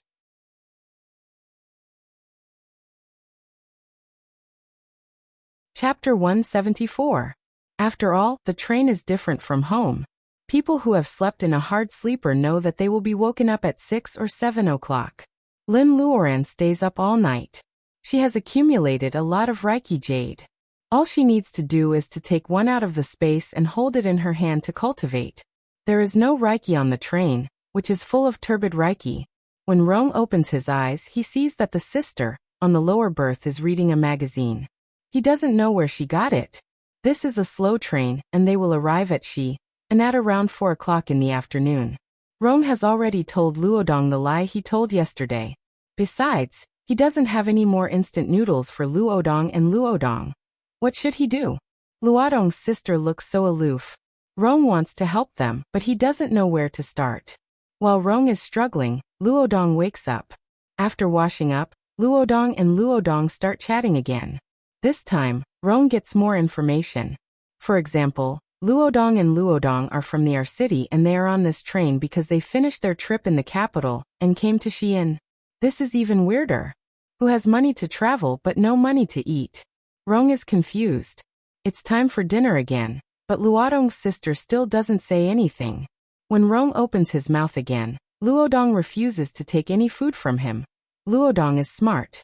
He must have figured out that Rong is just trying to be nice to Luodong. The slow train takes 24 hours to get from the capital to Xi'an. According to Rong's plan, 3 packets of instant noodles are enough for 3 meals. Luodong doesn't need help. However, to Rong's surprise, at noon Luodong's sister, who has been silent all this time, takes out several 100 yuan bills from her pocket and puts them on the table. Luodong says, "Can you buy lunch for 3 people in the dining car, Luodong?" Lunch for 3 people? Does this mean that Luodong is going to buy lunch for Luodong? Luodong is happy that he can buy lunch for his new friend. He grabs the money and runs out of the carriage like a slippery fish. Rong says, "Okay." However, Luodong is already far away. Rong chokes back his words and says to Lin with his ears red, "The security on the green leather car is not good. You shouldn't have given a kid so much money." In fact, Rong doesn't know how to express his feelings. Lin Luoran gives Luodong a few 100 yuan so casually. It turns out that Luodong and Lin Luoran don't need his help at all. A few 100 yuan is not a lot, but it is enough for them to eat. Rong, a poor student who doesn't want to spend money on the train meal, on the train, feels that he is overthinking and flattering them. In fact, Luodong and Lin Luoran don't need his help at all. Because of this contradiction, Rong says these words to Lin Luoran. He regrets it as soon as he says it. It's not right for him to talk about other people's business. Unexpectedly, Lin Luoran, who has been silent all this while, smiles faintly and says, "You are a good person. Good things will always be rewarded." Good things. Rong hears it clearly this time. Isn't it ridiculous for him to help Luodong? In Luodong's sister's eyes, he is doing a good thing. Rong doesn't understand the strange behaviors and thoughts of rich people. Although the price of food has skyrocketed in the past 2 years, Luodong can still afford to buy a meal for 3 people on the train with a few 100 yuan. Because of Luodong's good looks, the attendant in the dining car even brings the food back for him, which makes the other passengers jealous of Luodong, who are working hard to get instant noodles for him. Seeing that Luodong is back, Rong notices that Luodong has become cold and arrogant all of a sudden. Luodong, who doesn't know what is going on, awkwardly greets Donglin to eat. What's more, Rong notices that Luodong only eats a few of the best dishes on the train. Luodong eats even less than the instant noodles last night. Apparently, they are very particular about what they eat. Rong scratches his head. The more he thinks about it, the more complicated it is. There are still some pimples on the corner of his mouth. After all, he is an innocent student. He doesn't have such complicated thoughts. Soon, he forgets about these unusual details and starts to eat shyly. Donglin, are you also traveling to Chang'an? After dinner, Luodong realizes that he hasn't asked Rong about this yet. No, I'm going home. Although Luodong is not a shy person, he is too embarrassed to tell Luodong that he is doing a part-time job at school. He doesn't have time to go home until the new term starts. Why is he embarrassed? Rong doesn't know. Luodong's speech becomes clearer and clearer. Time on the bus is short. They arrive at Xi'an railway station soon. Rong notices that Luodong and Luodong don't have any luggage with them. What a strange pair of passengers. Rong is from Xi'an. He wants to ask Luodong if there is anything he can do to help. However, Luodong is so cold that he swallows his words. Luodong reluctantly leaves his contact information and says goodbye to Rong. Luodong is dragged by Luodong, and they disappear in the crowd. It's not cool in Xi'an. Rong sweats profusely in the crowd at the train station. When he is about to buy a bottle of water, he finds a piece of paper in his pocket. It seems to be cut from a magazine. It looks familiar. Thank you for giving Luodong a chance to communicate with me. Contact me if you need anything. There is a phone number on the back of the note. The name Lin Luoran is signed on the note. The handwriting is delicate and powerful, just like Luodong's sister. Rong scratches his head. He forgot to tell Luodong that he is studying at Chuan University. However, he has only met Luodong once. How can he be so thick-skinned as to contact Luodong? Rong puts the note in his book and goes to a shop on the street to buy water. Maybe Rong doesn't know that the simple note he has received will only show its preciousness at certain moments. Lin Luoran, who has been staring at Luodong coldly all the way, starts to enlighten Luodong. Luodong, do you want to be as broad-minded as Rong? Luodong is confused and looks at her. Lin Luoran smiles. Have you ever observed the clothes of your Donglin? Luodong frowns and thinks for a while. A red t-shirt. Nothing strange. Why is there a connection between clothes and broad-mindedness? What about the cuffs? The cuffs seem to be white? Luodong is not a little emperor who has never lived a hard life. He immediately realizes that Rong is still wearing a white t-shirt. No matter how poor a rich man is, he can't be so thrifty. So is Donglin's life very poor? Lin Luoran sees the expression on Luodong's face and knows that he must have figured it out. She continues to ask, we got on the bus yesterday and didn't have dinner. Why did Rong, who looks poor, give us instant noodles? Because Donglin is kind-hearted. Luodong blurts out. Lin Luoran holds his hand and walks into an outdoor equipment shop. She adds, he is broad-minded. Even though he doesn't have money, he is willing to give us a few bowls of instant noodles. Even though the instant noodles are the only food he prepared for himself on the bus. Luodong is confused. He seems to understand, but he doesn't know what Lin Luoran is talking about. Lin Luoran doesn't force him. She just shows him 2 sets of mountaineering equipment.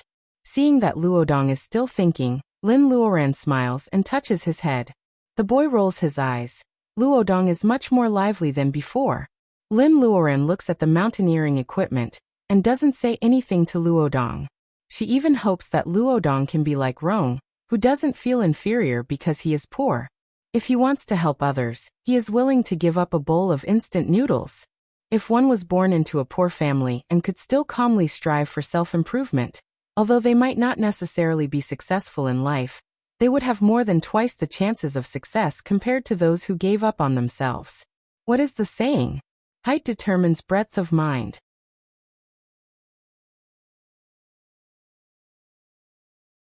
Chapter 175. It is located in Huayin, 100 kilometers east of Xi'an. It is bordered by the Wei River Plain, and the surging Yellow River in the north, and the Qinling Mountains in the south.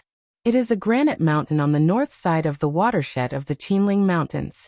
Of course, only people who are familiar with the geography can know the details of the mountain. Most people will be enlightened if they know the name of the mountain. The plain of the Wei River at the foot of the mountain is only 300 or 400 meters above sea level. However, this mountain is more than 1,700 meters above sea level. It is majestic and dangerous with steep cliffs. This is Lin Luoran's initial impression of Mount Hua, after browsing on the internet. The language of the state of Wuxia is magical. Just a few sentences can describe the image of a strange mountain. Of course, this is not as strong as the feeling when you stand at the foot of the mountain. This feeling is especially prominent at night. It is 10 o'clock at night, the best time to climb Mount Huashan. At least Luodong's mouth is wide open. He stares at Mount Huashan in a daze. His eyes move all the way to the top of the mountain. Lin Luoran can understand his feeling. There are many mountains in the center of Chuan, but they are all gentle. Not to mention Luodong. Even she has never seen such a dangerous mountain before. Let's go. Lin Luoran leads the way. Luodong, carrying a backpack that is almost half as tall as Lin, follows her closely. The tourists around shake their heads. This sister is so cruel. She asked a teenager to climb the mountain with a big backpack. Lin Luoran hears their whispers. At first, she turns a deaf ear to them. Later, she can't stand the whispers anymore. She glances around and the tourists immediately stop talking. Oh my God. This girl is so beautiful. Her eyes are as clear and bright as ice under the lights. It's a pity that it's so cold. Lin Luoran and Luodong get off in Shi, and then take a 3-hour bus to Mount Huashan. They are just in time to catch up with the tourists. People who choose to climb the mountain at this time are going to see the sunrise at the top of Mount Huashan at 3 or 4 o'clock in the morning. They have prepared enough food and water. Lin Luoran and Luodong each carry a big backpack. Lin Luoran has the space, so she doesn't need to bring any food. However, Luodong's backpack is full of outdoor supplies. The tourists accuse her of child abuse, but they are not wrong.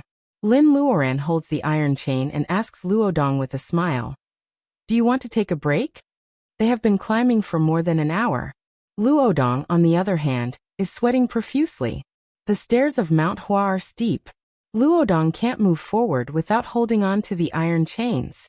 Besides, he can't be distracted or carry heavy things. Luodong is only 12 years old, so it is very exhausting for him. However, his sister doesn't ask him to stop. Luodong is tough. He doesn't complain that he is tired. He keeps climbing for more than an hour. Lin and Luodong come to an open place where there are many small shops. Many tourists stop to rest. Lin and Luodong rest in a quiet place. Lin pretends to take out some peaches and grapes from her backpack. In fact, she takes them out of the space directly to fool people. The fruits in the space have a special aroma. When Luodong peels the peaches, the aroma permeates the space. The aroma of the peach spreads in the small space.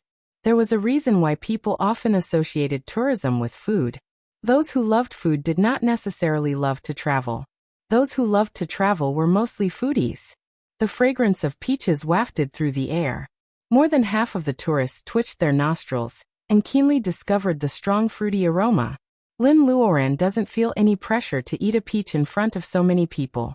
However, Luodong is not so shameless. Seeing that all the grandfathers are staring at him, Luodong looks at the peach in his hand and feels embarrassed. However, there is a bunch of grapes in his other hand. Luodong thinks for a while and distributes the grapes to the tourists who are drooling. These grapes? An old man was afraid that the grapes would be too sour. Besides, what they coveted were the peaches that smelled very good. Seeing that the child had generously given him the grapes, he gave face and ate one. The skin was crispy, the juice was plentiful, and there was a hint of sourness in the sweetness. The old man dared to guarantee that he had never eaten such delicious grapes in his decades of life. Just as he was about to eat a few more, the grapes had already been passed to someone else. Only the stem was left. So sweet. Hey little friend, where did you buy these grapes? Damn, are these grapes? What did I eat before? The passengers start to argue. No matter what they say, they all agree that Luodong's grapes are delicious. When they calmed down to look for the generous child, they found that the place where the siblings were standing was nowhere to be found. There are so many people, but they didn't see how the child left. How greedy he is. How embarrassing. Just as this group of tourists was about to continue climbing the mountain, a few other tourists chose to stop here to rest.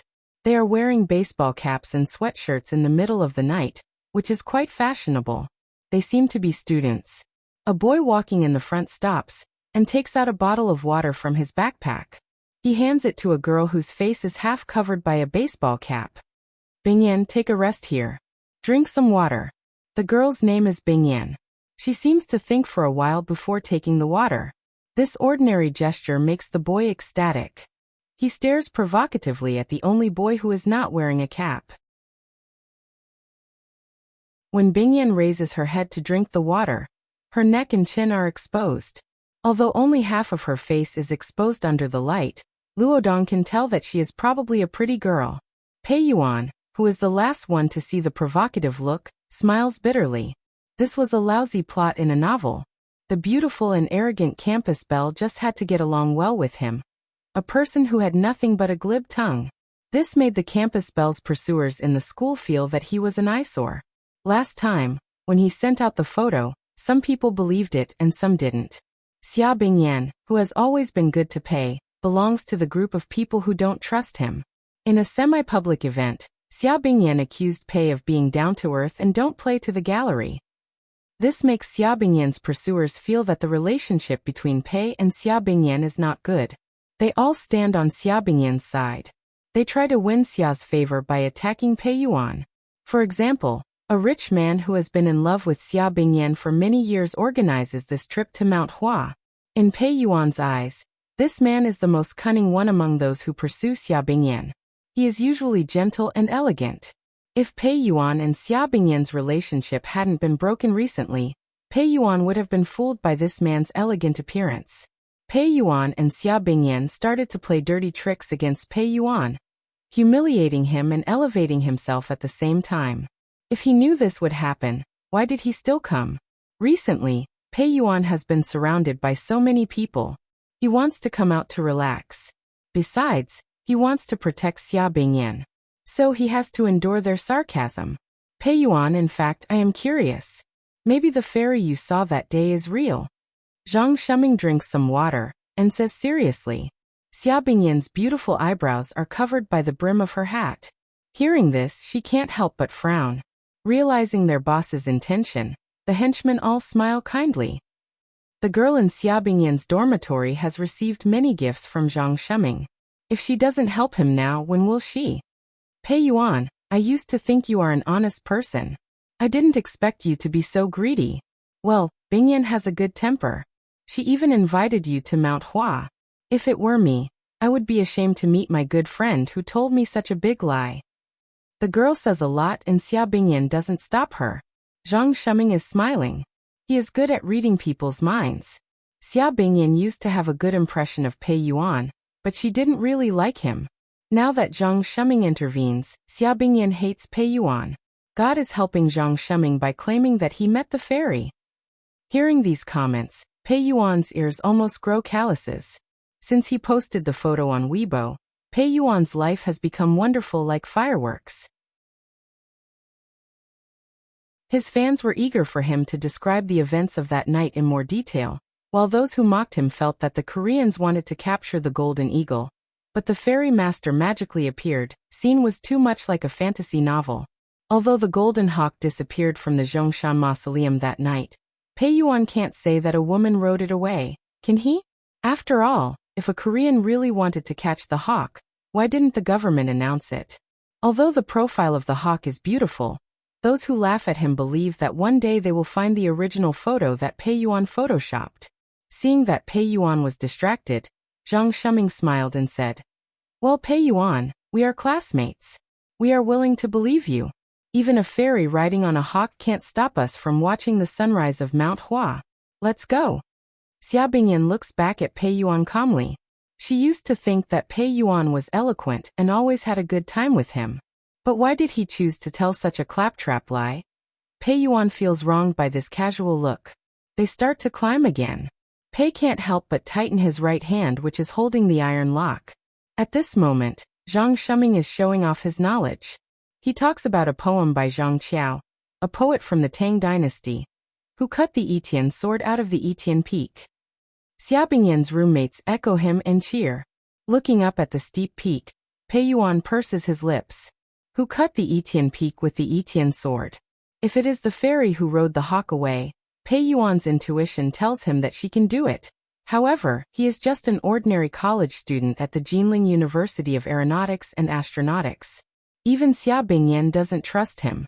How can the sky suddenly send a sword light which is powerful enough to cut the mountain to prove that what he said is not a well-made story?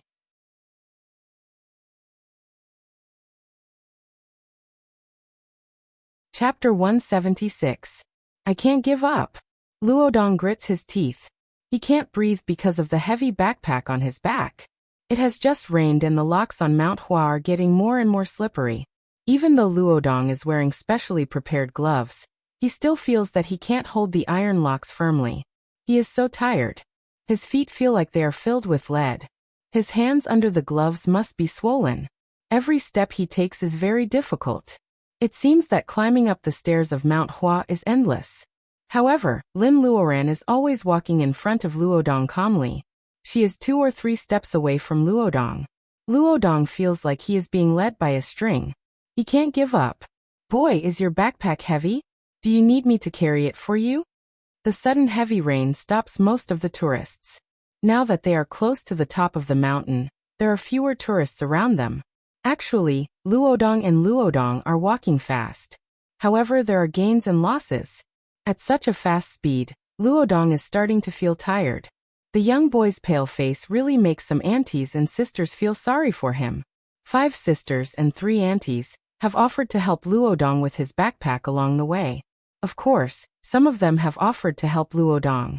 Lin Luoran, as his real sister, has been despised. Seeing that Lin Luoran is looking back to see if he can walk, Luodong feels that he has regained his manhood. His feet, which are filled with lead, are now filled with strength. The sky seems to be brighter than before. He has been holding on for so long and he can see the top of the mountain. How can he give up now? Aunts, thank you. I can do it. Luodong shakes the sweat off his hair. He doesn't know that his stubborn face is totally irresistible to these elderly women who are full of motherly love. Lin Luoran is walking in front of Luodong. She secretly smiles. He talks to people on the train, buys food by himself, gives out grapes to tourists and says thank you politely. When Lin Luoran first saw Luodong, Luodong didn't even say a word. Even during the first few days, Luodong was still shy. Sure enough, beautiful scenery is the best way to open up a man's heart. Her brother has made a lot of progress. That's great. We'll be there soon. Come on. Lin Luoran turns her head and whispers. The boy even forgets the pain in his palm. 1 step, 2 steps, 3 steps. Luodong doesn't know how long he has been walking. It is only 3 o'clock in the morning. Luodong and his sister are the first group of tourists to reach the top of the East Peak. The East Peak of Mount Hua is the best place to enjoy the sunrise. Accommodation is also available on the mountain. 1 bed costs at least hundreds of yuan, which is extremely expensive. Therefore, most tourists live at the foot of the mountain. Then, like Lin Luoran and the others, they start to climb the mountain late at night. At 3 or 4 o'clock, they climb to the top of the mountain and enjoy the sunrise of Mount Hua. However, it has rained for more than an hour today. Many people stop because the mountain road is too slippery. Because of the difference in walking speed, Lin and Lin become the first group of people to reach the top. There were few tourists at the top of the mountain, which was a good thing. Lin Luoran picks a good place and takes out the tent and other things from Luodong's backpack. She sets up the tent and sets up the tea set on the top of the mountain.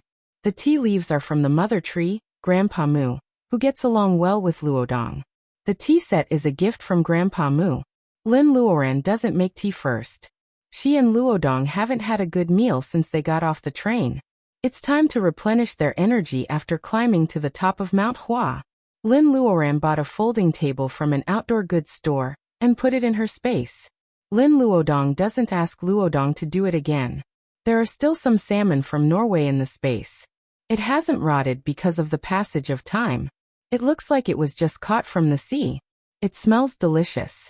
After all, this is a public place.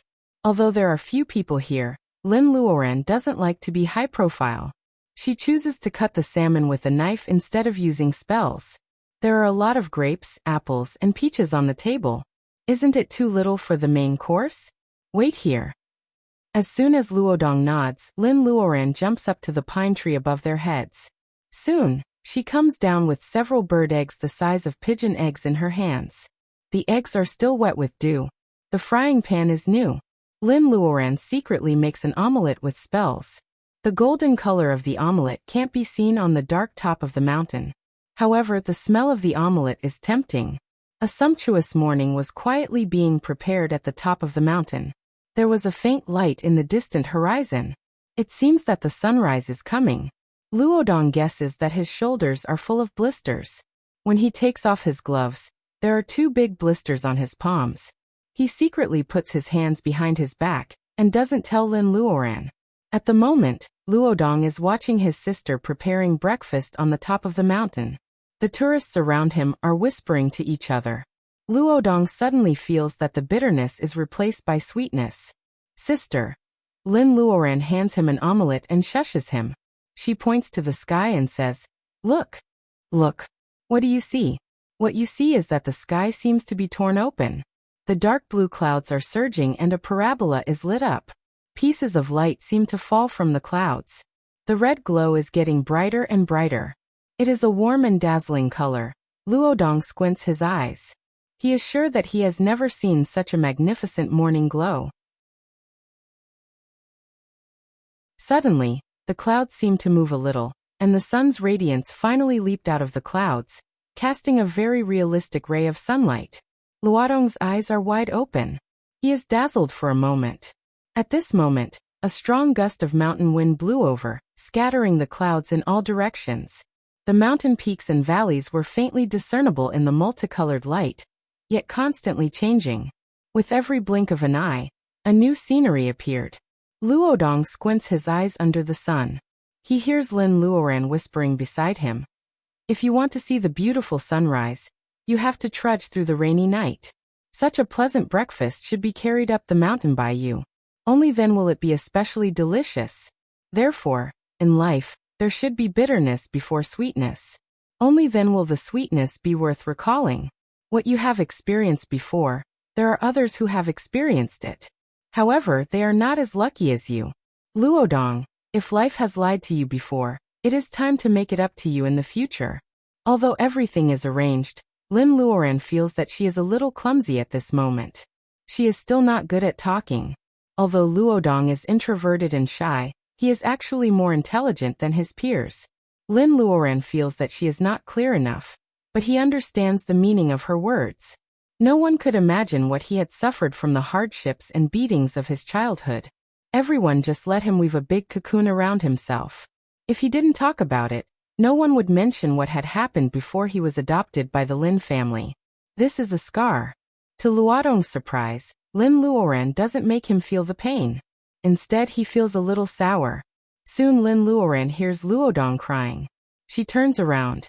Luodong's eyes are as clear as water in the morning light. His eyes have just been washed by tears. They are like the most transparent crystal in the world. Will Luodong really become different? Lin Luoran is looking forward to it. She has tried her best. The morning light shines through the pine branches, casting a soft golden light on her face. On the steep peak, under the ancient pine trees of Huashan, Lin Luoran looks like a god who has just come to the human world even though she is wearing ordinary clothes. Tourists are dazzled by the beauty under the pine trees. They are all looking at Lin Luoran. Several students who have been arguing along the way climb up. Their leader says gently, but he is also dissatisfied.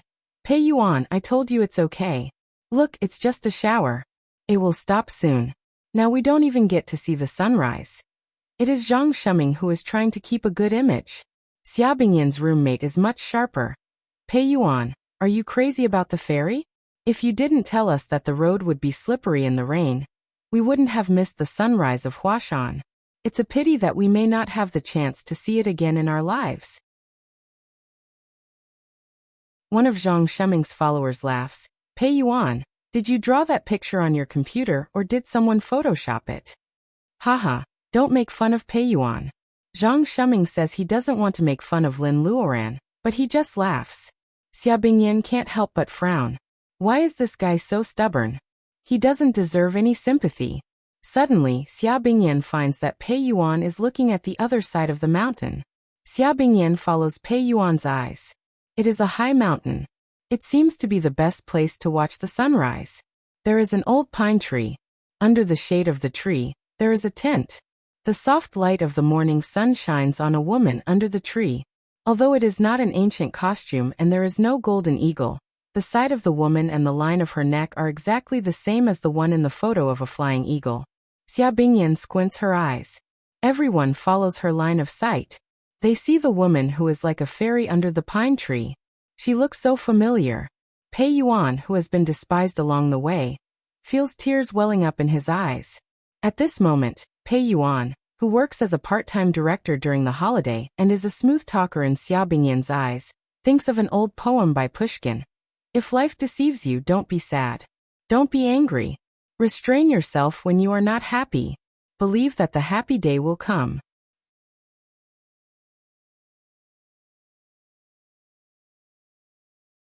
Chapter 177. Who is that? Zhang Shuming comes to himself first, but his eyes are wandering. He has been in love with Xia Bingyan for years. For one thing, he can't get her. For another, Xia Bingyan's appearance is the most important factor. Most men are visual creatures. Zhang Shuming is not the only one who is stunned. Xia Bingyan looks cold, but she is actually arrogant because she has been pursued by many boys. Xia Bingyan's temperament is totally different from Lin's. She was proud of her own appearance, so she snorted at Pei Yuan's photo of half of her face, thinking that it was a big lie Pei Yuan made to create a topic of conversation. However, the person in the photo is in reality. Xia Bingyan doesn't know how to feel at this moment. She suddenly feels lucky that the baseball cap she is wearing covers most of her expression. Pei Yuan, is this the fairy you were talking about? A henchman comes to himself and asks Pei Yuan with disdain. However, he can't cover his gasp. Xia Bingyan's roommate, who is also a girl, wakes up from the shock. She feels jealous and says sarcastically, Pei Yuan, don't you know the so-called fairy? Why don't you go and have a chat with her? No matter how good-tempered Pei Yuan is, he can't help but feel disgusted. Xia Bingyan believes that he is lying because Jiang Ping has been stirring up trouble between them. He just doesn't have enough money to please Jiang Ping. When he and Xia Bingyan were friends, Jiang Ping always satirized him in a roundabout way. She is too much. It would be fine if it was in the past. Really, it would be fine if it was in the past. However, he met the fairy by chance. At this moment, it seemed that Jiang Ping wanted to clear his name. Pei Yuan couldn't help clenching his fists. Strangely, he doesn't think about Xia Bingyan's thoughts. The only thought in his mind is whether it is blasphemy for them to talk about this in front of the fairy. Does she know that he has uploaded the photo to the internet? Pei Yuan starts to regret his vanity. Pei Yuan's face turns pale, and then red and then purple. His face is more changeable than the morning glow. In fact, Lin Luoran has already heard their discussion. Lin Luoran now has a photographic memory. Speaking of which, this college student named Pei Yuan is the first person from Wuxia she has seen since she came out of the blood pool in the underground palace. Lin Luoran is in a good mood. Lin Luoran hears that Pei Yuan has posted a picture of her riding Goldie on the internet. It seemed like his classmates were all laughing at him. After hearing a few words, Lin Luoran has a general idea of the situation. Although she didn't take the initiative to spread the photos, she didn't try to avoid it. It wasn't like the photos of her committing murder or arson were being circulated. It was the government's job to guide the public opinion. Why was she so anxious? Besides, Pei Yuan is just a student. If she was his age, she would also want to share the same experience with others to get recognition. Seeing that Pei Yuan is standing there with a red face and hesitating, Lin Luoran is in a good mood and does things as she pleases. Luodong, can I ask a brother to come and have breakfast with you? Luodong has just finished crying. He feels like he has gotten rid of a big burden. Although he doesn't become a different person right away, he is looking forward to making new friends because of Rong's good example. Seeing that Luodong nods, Lin Luoran smiles and says hello to the students. Pei Yuan, it's hard to climb the mountain. Why don't you come here and have a cup of tea? A what? Is she really calling Pei Yuan's name? Does that woman really know Pei Yuan? Zhang Shuming is a bit envious. Xia Bingyan feels a bit uncomfortable. Jiang Ping sneers. Hey Pei Yuan, do you really know each other? Did you make an appointment to meet here? Otherwise, why don't I see the legendary golden hawk? Xia Bingyan scolds. Jiang Ping.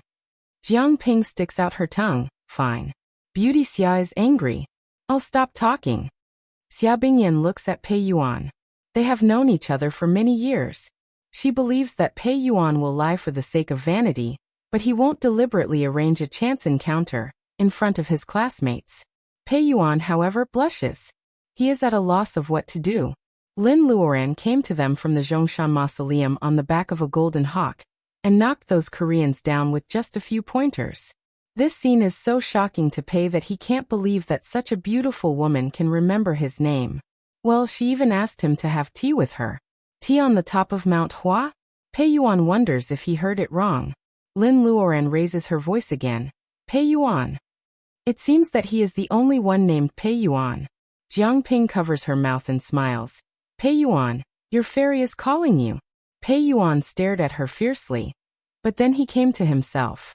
He tidied up his clothes and went to the mountain rock seriously. The tent is packed up by Luodong. There is a low table, a folding table, and 3 futons made of straw. Pei Yuan is at a loss. Lin Luoran smiles. Sit down. Pei Yuan feels that there is still a gap between him and a woman who flies on a hawk. However, Luodong looks so kind. Pei Yuan touches his backpack. There is only a bag of dried sweet potatoes. He takes it out and gives it to Luodong. Thank you, Brother Pei. Brother, sit here. Luodong arranges the futon for Pei Yuan. Pei sits down carefully. The soft futon feels even more comfortable than a leather sofa. Is it really made of straw? He doesn't dare to look at Lin Luoran directly. He looks at the low table in front of him. Did he see wrongly? Salmon? Peaches, apples, peaches, cheese, grapes, and fried eggs? There is even a tea set. Lin Luoran asked him to have tea with her. Did she buy these things on the top of the mountain? Or did she carry them up here? Isn't it a bit too much for a college student like Pei Yuan to have breakfast? At most, he will eat a piece of bread and drink a bottle of yogurt. He has never seen tea for breakfast. Let's go and have a look. Seeing that Pei Yuan really sits down, Jiang Ping can't help but say. Even Xia Bingyan agrees with her suggestion. Xia Bingyan takes the lead and walks over. Lin Luoran says calmly, Pei Yuan, it has been more than a month since we last met. How have you been? Pei Yuan is stunned. Glancing at several classmates coming, he suddenly realizes that the fairy is trying to help him win face. He is touched and scared at the same time. He nods. Thank you for your concern. I'm doing well. I just took the liberty to upload your photo. Lin Luoran waves her hand. Let's not talk about this. Try the tea I made. Though Lin Luoran has just learned how to make tea, she has a good understanding of the process. She cleans hands, sets up the tea set, washes the tea set, boils the water, washes the tea, makes the tea. Lin Luoran's actions are as smooth as flowing water. She is like a spring breeze. The most important thing is that Lin Luoran's momentum matches the tea ceremony. The feeling of burning incense under the pine trees and walking out of a painting is the same as the tranquility of the tea. What makes Pei Yuan's eyes pop out is that the water that cleans hands seems to appear out of nowhere. From his angle, he can see clearly that there is no charcoal in the stove at all. However, there is fire. Are these all done by immortals? With salmon in his mouth, Pei Yuan almost chokes when he sees Lin Luoran making a gesture of please. The sashimi is so delicious. Lin Luodong smiles, but it is a kind smile.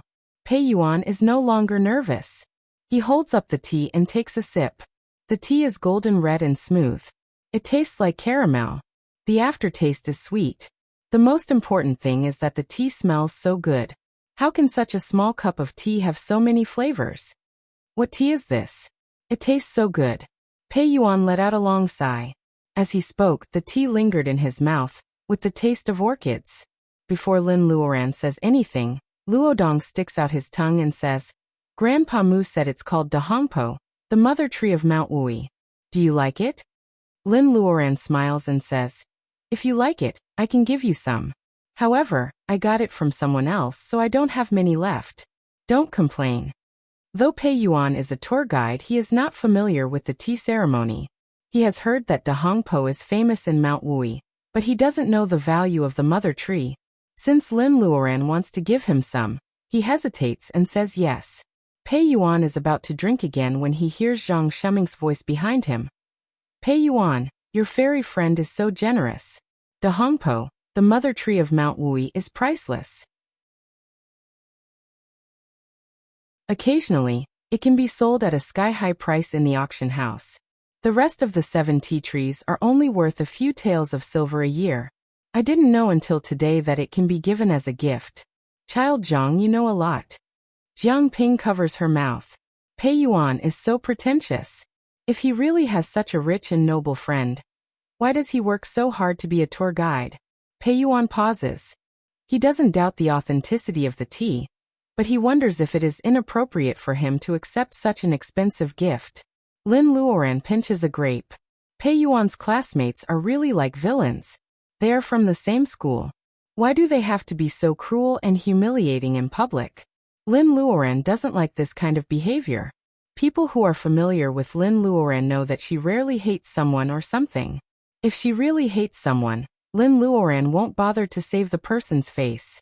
Therefore, when Zhang Shuming asks for a cup of tea to have a taste of De Hongpo, Lin Luoran doesn't respond as she usually does. Instead, she raises her eyebrows and says, "Excuse me, who are you?" Well, everyone is stunned. Jiang Ping comes to herself first. Hey, is it fake tea? Are you afraid that Mr. Zhang will find out? Lin Luoran glances at Jiang Ping. Jiang Ping's heart jumps. She can't help but shrink to Xia Bingyan. Lin Luoran's eyes are gentle. These students have never seen such an imposing person. Suddenly Lin Luoran smiles. Not everyone can drink my tea. Pei Yuan, are they your classmates?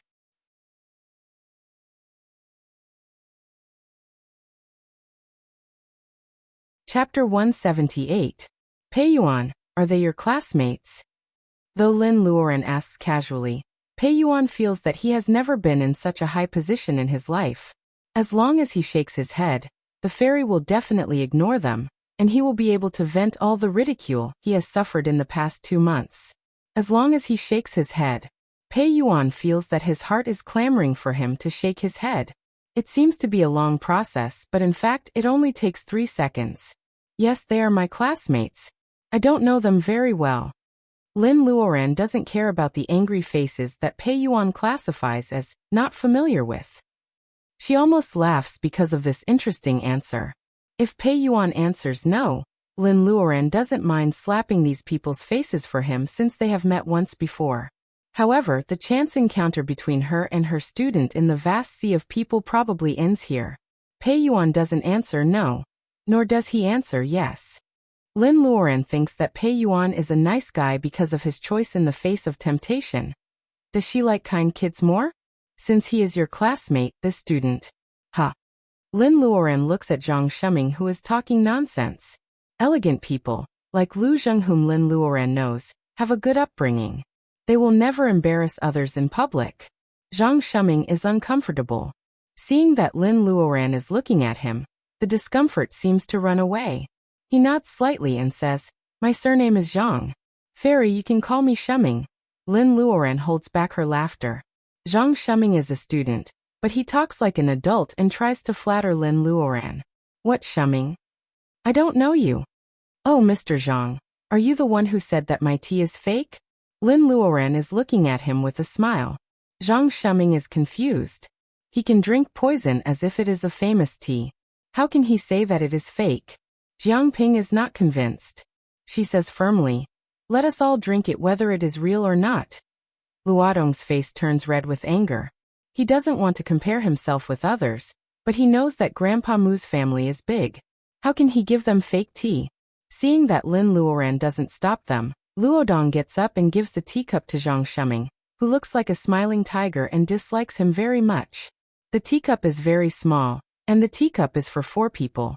Luodong stands up and gives the teacup to Zhang Shuming, who he doesn't like at all. Now, Zhang Shuming knows that he has offended Xia Bingyan.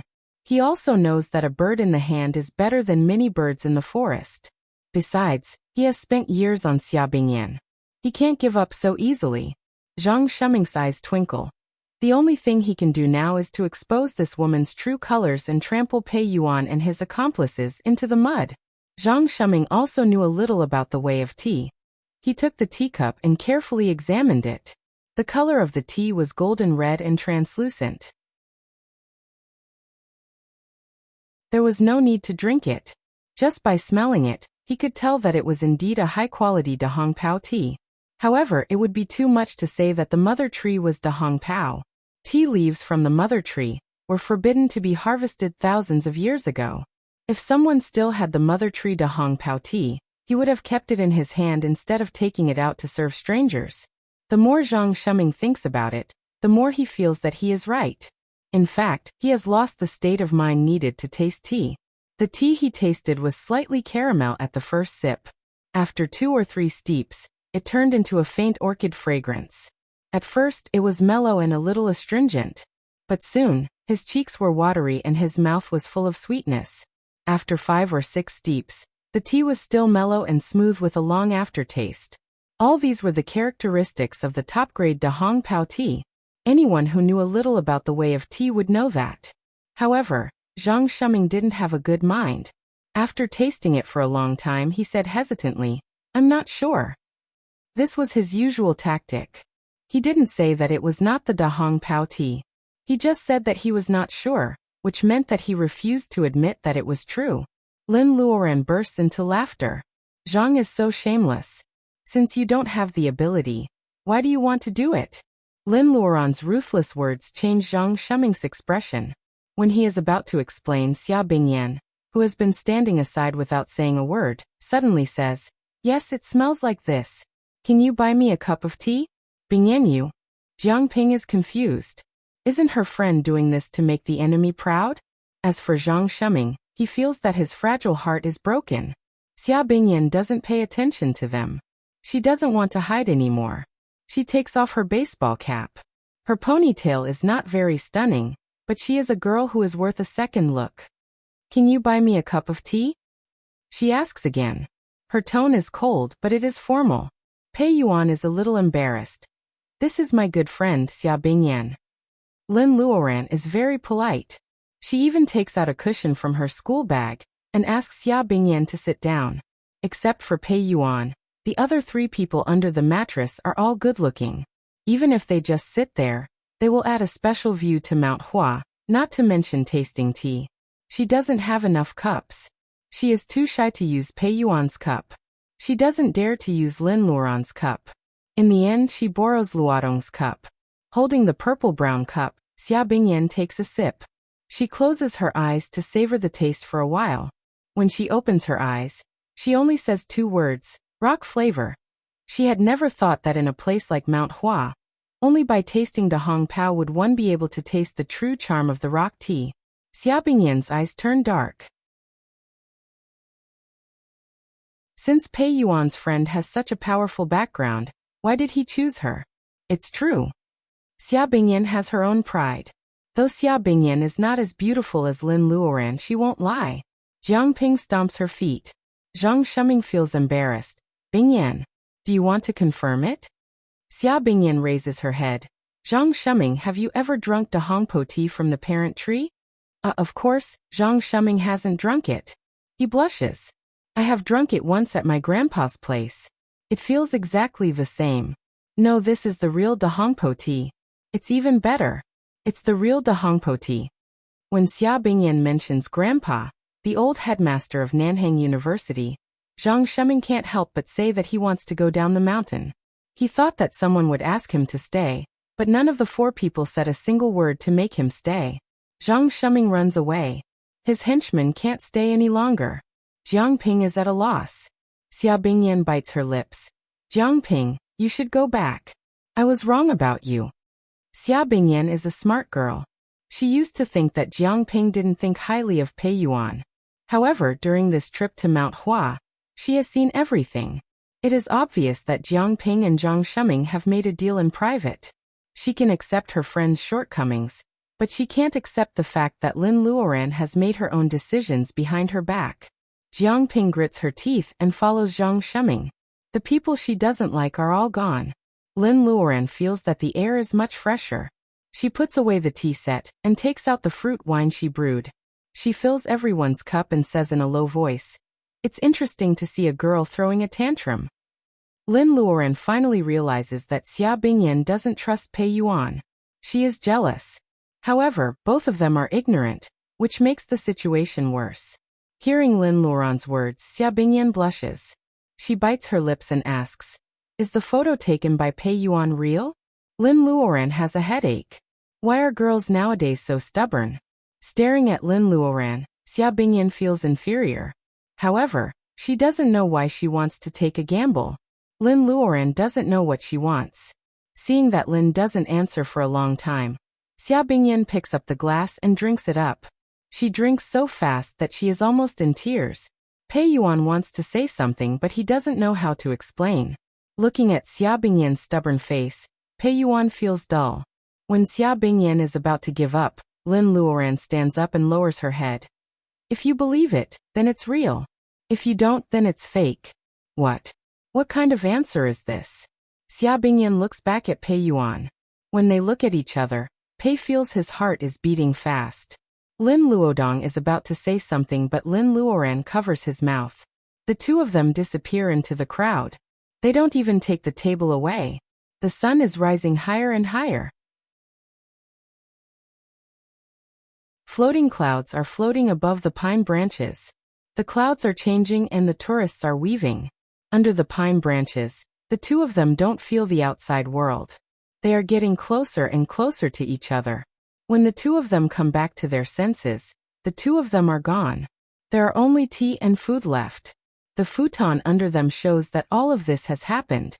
There is a small bag of tea on the table with a note under it. "Hey Pei, remember to return my futon when you are in love." Pei Yuan smiles at first and then he becomes nervous. "Is she really?" Xia Bingyan blinks her eyelashes. "I believe you." Lin Luodong, who is hiding on a big pine tree on the opposite peak, says, "Sister, adults are so strange. What's so interesting about two eyeballs? How can they stare at their faces for such a long time?" Lin Luoran laughs. She has a failed first love. However, she has to admit that it is a beautiful and pure feeling. Boys and girls don't know how to express their jealousy or anger. Lin Luoran gives the boat a little push. She can see the two of them looking at each other. What a yearning youth.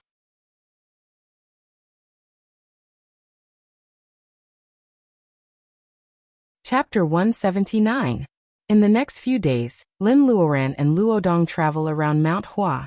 It is not only limited to Mount Hua, but also deep into the Qinling Mountains. For Lin Luoran, the uninhabited and overgrown place is a more comfortable place. At night, they find an open space in the mountains to set up camp. Most of the food they eat is local. In summer, no matter where they are, there are always mushrooms and black fungus. Luodong has tasted all kinds of mushroom soup. Of course, Lin Luoran has tasted all kinds of bird eggs. Lin Luoran usually only takes 5 out of 10 bird eggs, and leaves some for the birds to reproduce. During the day, Lin Luoran takes Luodong around the mountains to get to know all kinds of animals and plants. Lin Luoran and Luodong take pictures of some rare plants with their cameras. Lin Luoran and Luodong also take pictures of a beautiful spring, a rugged rock, or a naughty monkey. From this point of view, the development of science and technology is actually very good. In addition, Lin Luoran also finds wild ginseng and Ganoderma in the mountains. The former seems to be good because it is hundreds of years old. Lin Luoran throws it to the ginseng in the space as a companion. The latter is ordinary. However, Ganoderma is so famous that Lin Luoran transplants it to the space just in case. During the day, Lin Luoran chooses a cliff with a suitable terrain, and goes to the top of the mountain to make a climbing rope. She makes tea at the top of the mountain and waits for Luodong to climb up. Of course, Luodong always needs Lin Luoran's help in the beginning. After a few days of climbing, Luodong falls in love with this sport. The two of them go all the way to Mount Wui in Fujian. Lin Luoran comes here with bad intentions. It is already dark, but they still hide in the Jiulong Nest scenic area. Luodong rolls his eyes and finally realizes what his sister wants to do. Well, is it a good idea to be a thief? Lin Luoran steals a few twigs from the mother tree to Hongpo. The boy is struggling in his mind. How could a cliff resist the imperial wind technique? That's why, if a cultivator didn't do anything good, then his destructive power would be 100 times greater than that of an ordinary person. Of course, Lin Luoran doesn't break the branches of the mother tree for nothing. Though the government has banned the harvesting of these hundreds of years-old tea trees, Lin Luoran takes them without asking. She doesn't want to make some tea addicts sad if they lose their inheritance in the near future. Therefore, Lin Luoran gives each of them a ball of pure wood reiki. Speaking of which, it's not a small price to get these branches. Lin Luoran had planned to collect some famous tea leaves and plant them in her space. However, after the trip to Wuxia Mountain, she has to stop her plan. First of all, Luodong is about to go back to school. She can't keep playing with him. Second of all, when Guanjing, whom she hasn't seen for more than 3 years, calls her for the first time and asks her to meet him in the R city. When Guanjing seems to be very busy these years, it seems that he has been on missions abroad. However, when he comes back, he always cares about the Lin family. At least, Lin Luoran has heard from her mother several times that, why doesn't Luodong come? Putting aside Mrs. Lin's ulterior motives, Lin Luoran has a good impression of her friend. Several hours later, Lin Luoran and Luodong return to the R city with Luodong, who has not had enough fun. Since Luodong is about to go back to school, Mrs. Lin has cleaned up the house in the city and moved in. Mr. Lin and Baojia stay in the mountain to cultivate. Goldie also needs to relax in Mount Qingcheng. When Guanjing is waiting for her in the Lin's house in the city. When Luoran arrives, it is past 3 in the afternoon. Mrs. Lin is chatting with Wen Guanjing in the living room. Seeing that Luodong is back, Mrs. Lin sighs that Luodong has grown up. She stops Luodong and says that Luodong has lost weight and become darker. Mom, what are you talking about? This is what a man should be. Luodong shows off his muscles, which are the result of climbing the mountain. Mrs. Lin is shocked by the sudden change of Luodong. Luodong doesn't give her any time to accept it.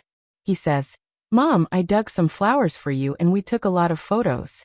Let's go upstairs and I'll show them to you. Then, Luodong pulls Mrs. Lin away. He turns around and winks at Lin Luoran.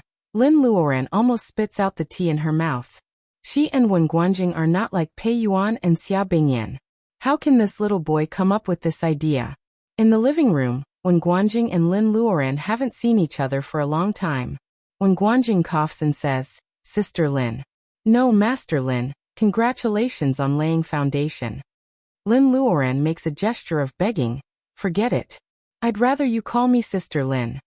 She has laid foundation and she can't call Wen Guanjing brother anymore. Otherwise, people will think that Wen Guanjing doesn't know what's good for him, which will make him feel embarrassed. Yes, Sister Lin. Wen Guanjing accepts Lin Luoran's advice. He can tell that Lin Luoran's attitude makes him feel comfortable.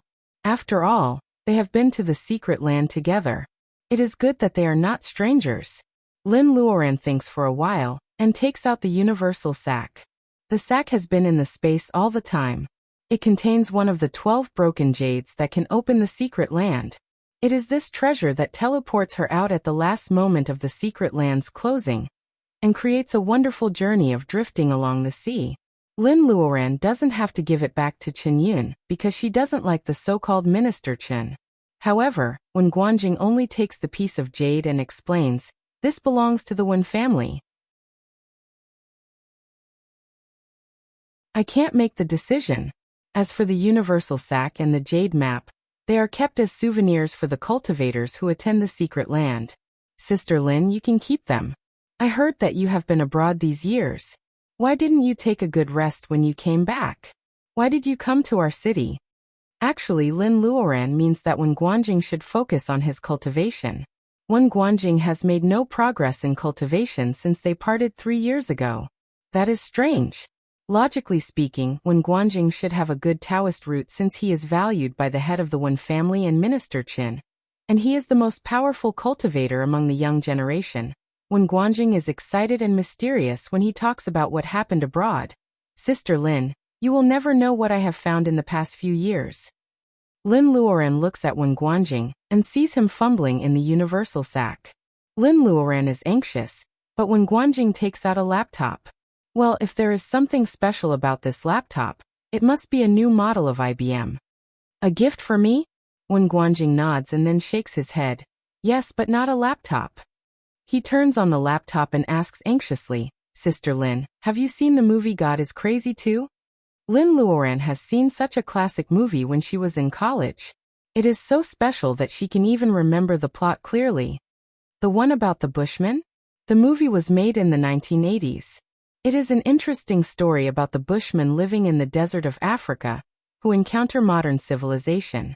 Although they were only 600 kilometers away from the modern city, these Bushmen knew nothing about modern civilization. They dug tree roots to squeeze juice, collected dew from the leaves in the morning to quench their thirst, and relied on hunting to survive. There were no conflicts or disputes. This was a simple and happy tribe. Until one day, a Coke bottle fell from a plane in the middle of the sky, and everything slowly changed. The Bushman language in the movie, which Lin Luoran doesn't understand, is the main reason why she remembers it.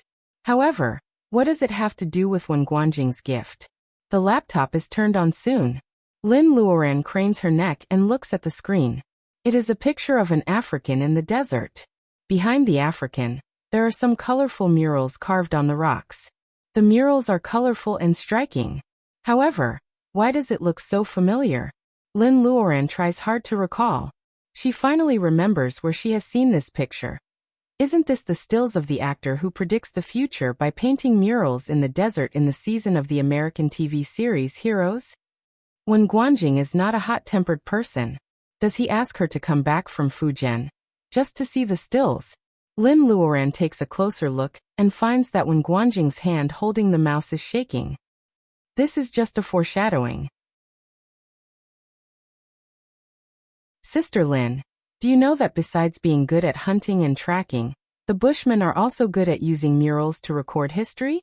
This picture was taken in the Kalahari Desert in Africa. Wen Guanjing opens an encrypted file.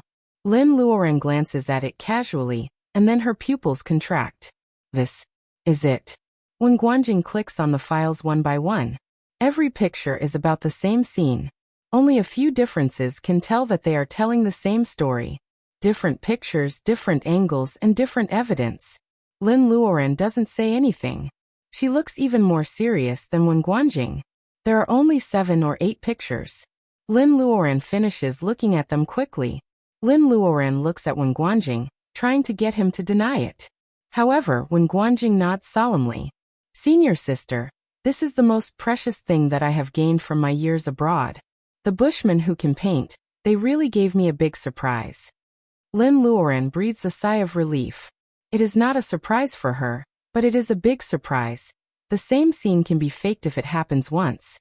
But what does it mean when it is found in the African continent? Would it be what they had been expecting?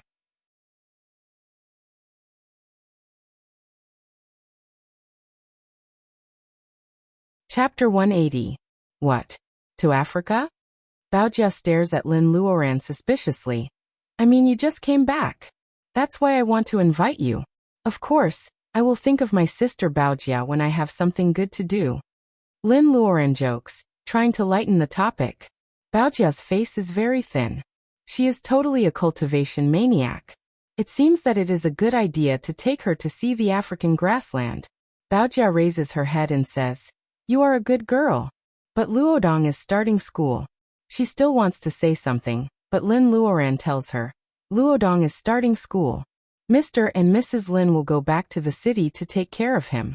Don't you feel bored staying in the villa alone? Baojia says, Goldie is with me. Goldie is more comfortable in the mountain without you. Go ahead. To prove Lin Luoran's words, Ao Jiaojin tilts its head, looks at Lin Luoran and chirps a few times. With Goldie's cooperation and Lin Luoran acting like a little girl, Baojia finally agrees to go on a trip. The plane tickets are booked quickly. Except for Wen Guanjing, none of them have been to Africa. Everyone is curious about this mysterious land. The photo of Wen Guanjing comes from a place called Namibia in the Kalahari Desert. As soon as they get out of the airport, Baojia feels hot and dry, which is unique to Africa. Lin Luoran throws a water mask on her face, and she immediately feels much better. They don't leave for their destination right away. According to Wen Guanjing, food, water and necessary medicine are much more useful than money in the Bushman tribe. The three of them buy a lot of things. Lin Luoran has the space, so the universal sack finally belongs to Baojia. Seeing that Baojia doesn't stop until the space is full, Lin Luoran suspects that Baojia is going to stay in the tribe for a month or two. Wen Guanjing also arranges a guide for them. The guide is from the Bushman tribe and has gradually integrated into the modern society. He can speak English and Bushman language, so he is a good translator. A weather-beaten jeep traversed through the sand. As they went deeper into the Kalahari Desert, the trees were sparse, and the vegetation on the ground was scattered in twos and threes. It was similar to the grassy African savanna in the animal world that they had watched since they were young, but they were fundamentally different. Africa, which was rich in minerals, was not full of gold. The air conditioner of the shabby jeep has been broken for a long time. Lin Luoran doesn't need to open the window. With her personal ability, she is not afraid of heat and cold. However, Baojia is soaked in sweat in less than 3 minutes. Her face is dripping with sweat as if she has just been soaked in sweat. Only by opening the car window to allow the air to circulate, the sand and dust brought up by the car wheels quickly blew into his face, sticking to his sweaty cheeks and refusing to leave, forming a black mess. Lin Luoran is refreshed, and there is no dust on her body. Baojia says angrily, "This is so worrying. When can I be like you?" Lin Luoran glances at her. The water reiki and wood reiki in her body are loosening. As long as she can freely control the reiki in her body, she will have officially stepped into the early stage of training qi. Soon, as long as you can learn Taoism, you will be able to avoid the sand and dust. Baojia glares at her. Her face is full of sand. She doesn't want to look at the scenery outside the car window anymore. Anyway, she will stay in the desert for a long time. She will have plenty of opportunities to enjoy the scenery. When Guanjing is sitting in the passenger seat, he turns around and says, "You have reached the early stage of training qi in only 3 years. You are very talented." Others may not know, but he knows that it took Li Shi'er 7 or 8 years to reach the middle stage of training qi with the single Taoist route.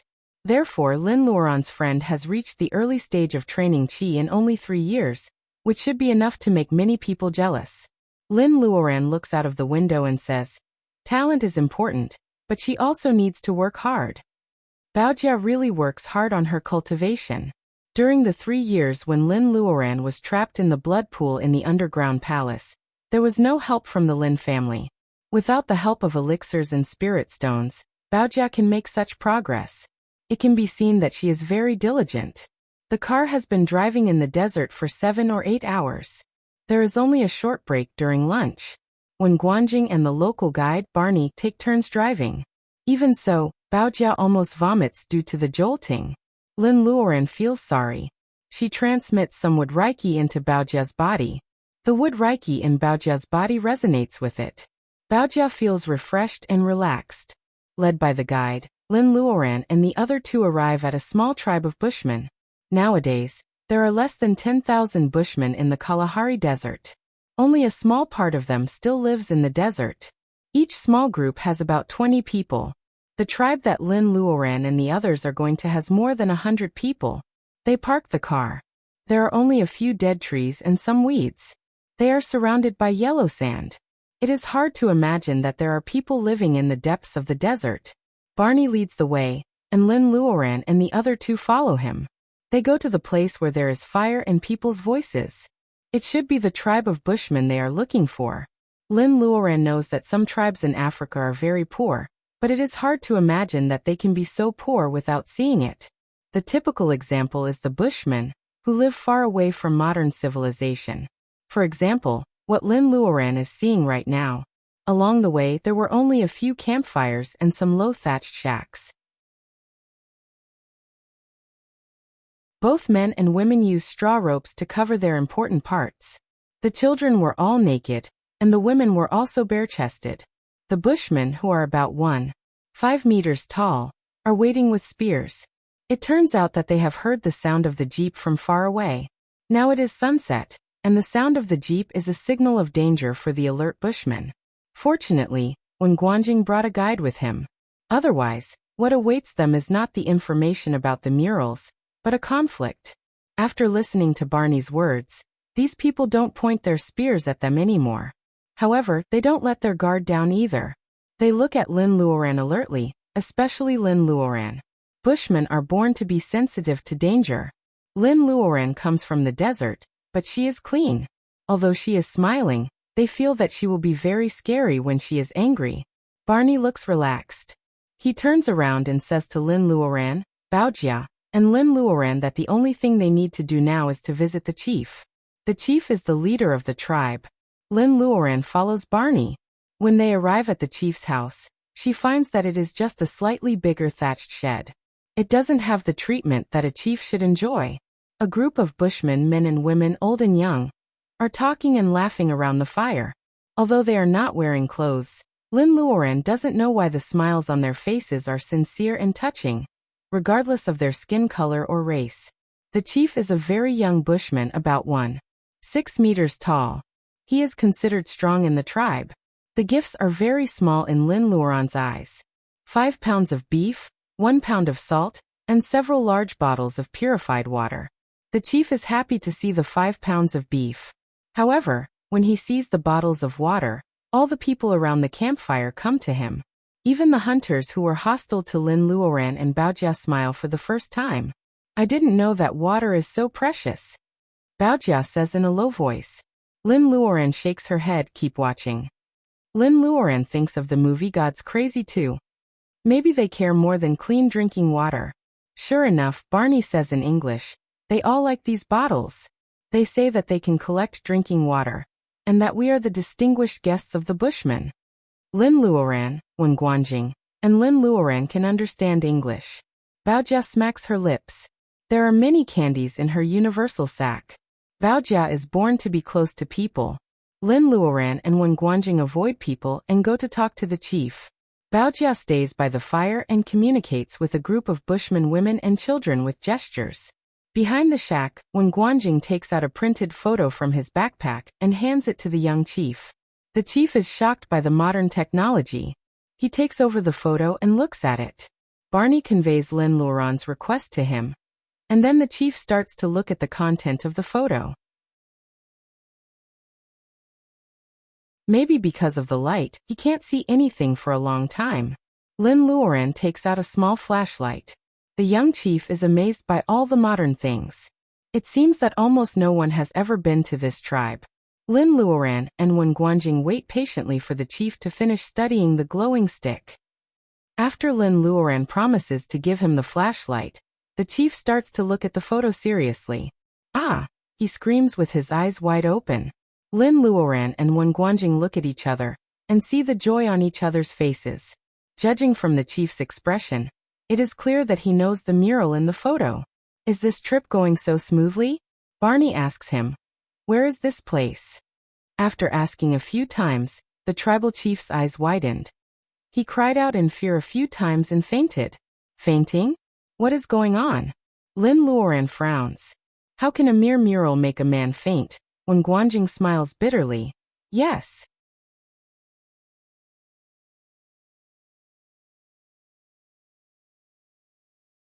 Chapter 181. We can save him. Don't worry, don't worry. Barney quickly waved his hand. The Bushman's arrows were coated with poisonous sap, and they could kill animals like antelopes and bison in one shot. Barney was afraid that if there was a conflict, the 4 of them would die here. A Bushman looks at the 4 of them vigilantly.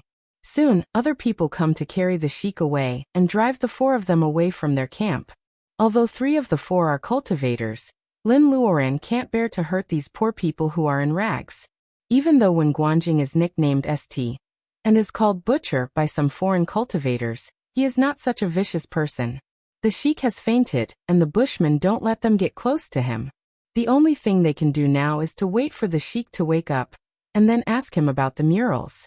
The Bushmen keep fire all night to drive away the beasts. Besides, the temperature difference between the day and night in the desert is quite big. Without fire, People will feel cold. Barney was a very qualified and conscientious guide. After the four of them returned to the jeep, Barney went to gather a lot of firewood and piled it up beside the jeep. It seemed like they would have no problem getting through the night. Lin Luoran watches Barney fiddling with the firewood. She suddenly remembers that they have bought everything except matches and lighters. Cultivators don't need to bring things like that. However, Barney is here, so they can't use spells. Baojia spreads her hands and gloats. She hasn't learned how to cast spells anyway. It is so cool to see that the two of them can't use their abilities. Haha. However, Barney's behavior makes Lin Luoran feel that the money Wen Guanjing paid is worth it. The three cultivators are helpless. Barney, who is dark and thin, picks up a piece of wood with a hole in it. He finds some soft and dry withered grass and puts it in the hole. Then he picks up a thinner stick and starts to drill wood to make fire, in front of Lin Luoran. Is this real? Baojia secretly pinches the back of her hand. This is a technical work. She needs to watch it carefully. Barney seemed to be an expert. He spun the wooden stick in his hand quickly and rhythmically, and the friction soon produced a high temperature. Under Barney's patience, smoke gradually came out of the tree hole. Barney screamed twice, and finally, the smoke became thicker. Barney became more cautious, and he placed a few leaves on the withered grass. He bent down and blew on it a few times. Suddenly, a flame sprang up from the smoke. The fire was finally ready. In Barney's eyes, it seemed very normal to drill wood to start a fire without relying on external forces. Some of the beef they bought is in the trunk. They take it out and skewer it on twigs. They are going to have roast beef tonight.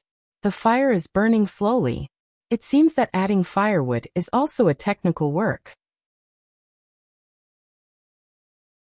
If the fire is too small, it can't drive away the cold, and if it is too big, the firewood will run out. When the beef gradually turns golden and smells delicious, Lin Luoran and Baojia finally understand why Barney knows this. Barney was also a bushman, but he belonged to a tribe near the edge of a big city. Later, the government planned to designate the area where they used to hunt and migrate as a protected area. The bushmen, who were forbidden from hunting, did not know how to farm, so they had no choice but to disperse. Barney's parents found a small job in the city, and they lived a hard life. They were one of the rare open-minded bushmen, and they sent Barney to school. Although he only finished middle school, Barney was now working as a cashier. Although he was not very successful, he was still very different from the ordinary bushman. However, Barney still remembers the survival skills of the bushman, such as drilling wood to make fire. Fortunately, he can speak English. Thanks to him, Lin Luoran and Baojia have an easy time on this trip. Lin Luoran and Baojia don't like the beef with salt, but Barney is enjoying it. After the beef, the two men leave the jeep to Lin Luoran and Baojia. They are going to spend the night by the fire. The jeep is full of dust. Although Baojia is not a spoiled girl, she has never suffered like this since she was a child. Besides, the mosquitoes keep staring at her when they smell the fresh blood, which is very annoying for her. Lin Luoran closes her eyes to rest in the front seat of the jeep. Baojia occupies the back seat. Hearing the sound of swatting mosquitoes, Lin Luoran is about to cast a cleaning spell on Baojia when she hears Baojia saying in a hoarse voice, "Luoran, I used to think that I had a hard life because I never saw my parents. When I grew up, I had to bring trouble to you and my grandpa. Today, I saw a child who was thirsty and could only chew the roots of plants. Do you think that is a hard life for us?" Baojia's words make Lin Luoran speechless. Lin Luoran still remembers that when she first met Baojia, she was just a girl from the capital. Baojia was always cold and unapproachable. Materially, she was much better than girls from small places like Lin Luoran and Lin Luoran. But what about spirituality? Some people always emphasize that spirituality is the most important thing, but it is only when one can survive, right? For example, in places like Africa, the bushmen are starving and have no clothes to cover their bodies. Why can they hear their laughter when they first enter the camp? Is this the reason for satisfaction? The more one gets, the more powerful his desire will be. Compared with hard cultivation, Lin Luoran prefers this kind of life. She sighed and decided not to trouble herself with these philosophical questions of merit. Soon she sits in the front seat and meditates. There is fire reiki everywhere in the desert. Wen Guanjing should like it. Baojia stares at the window and counts the mosquitoes. She has the nature of water and wood, so she can't cultivate in such an environment. She can't fall asleep either. Seeing that Lin Luoran and Wen Guanjing are both meditating, she opens the door of the car quietly and wants to get off for some fresh air. Lin Luoran has left her spiritual mind to warn Baojia. She can save Baojia at any time if she is in danger, so she doesn't pay much attention to it. Baojia is sitting on the sand dune in a daze. Suddenly, she makes a sound of surprise and runs to the other side of the sand dune. After a few steps, she disappears in the yellow sand. Lin Luoran suddenly loses the sense of Baojia. She opens her eyes and gets out of the car. She runs to the sand dune. It is windy at night. Sand is flying all over the desert. Night owls are screaming. However, Baojia is nowhere to be found in the endless sand dunes. So fast. Hearing Baojia's voice, she ran out. With her current speed, Baojia, a living person, disappeared under her eyes in just a few seconds. Lin Luoran is about to jump into the sand dune, but her arm is grabbed by a hand. Wen Guanjing is surprised. Seeing that Lin Luoran is about to go into the sand dune, he stops her and says, "Sister Lin, there is something wrong with the sand dune. We may not be able to save her if we go in rashly." Lin Luoran is also worried. She is woken up by Wen Guanjing. She knows that being impatient will only make things worse. Barney was woken up by the noise of the two men's discussion by the fire. Hearing that one of his employers is missing, Barney is very nervous. He takes this kind of thing seriously. She was taken away by the sand. Barney seems to think of something and his face is a bit unnatural. Under Lin Luoran's repeated questioning, he finally tells her about a curse among the Bushmen, which is related to the sandstorm demon. However, he was too young to remember it when he left the tribe. "Chief!" "Find the chief," Lin Luoran and Wen Guanjing say at the same time. They both think of the chief's expression when he saw the photo. It seems that he fainted out of fear. There must be a connection between the two.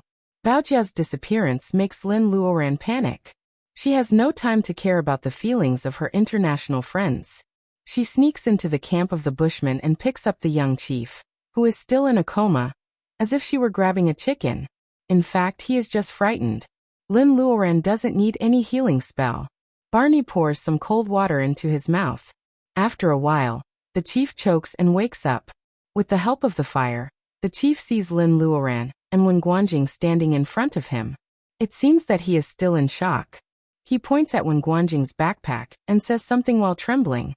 The photo was taken from Wen Guanjing's backpack. After Barney translated with some difficulty, it turned out that the chieftain was repeating the same thing over and over again. The curse of the demons. That's impossible.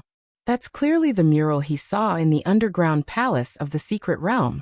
The colorful halo, and the cultivators that constantly entered the halo. This mural is related to the mystery of the disappearance of nascent soul cultivators. How could it be the evil devil's curse? Lin Luoran doesn't want to push the chief. She frowns and says to Wen Guanjing, "I suspect that the disappearance of Baojia, the murals, and the curse of the demon may be related. Where did you take the photo? Let's go and find it ourselves." Wen Guanjing says awkwardly, "It was taken by an experienced field worker. He couldn't tell the direction in the desert.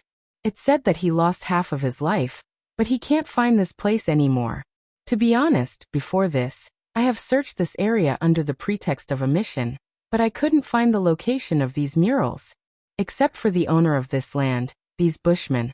I can't think of anyone else who can help us find this place." Lin Luoran is stunned. She was so distracted when she saw the photo that she didn't ask where it came from. It is unreasonable for her to blame Wen Guanjing for the photo. Looking at the frightened chief who is warming himself by the fire, Lin Luoran has to persuade him to help them after they find the murals. The curse of the demon? It doesn't sound good. Lin Luoran hopes that Baojia will be fine. Otherwise, she will feel guilty for the rest of her life.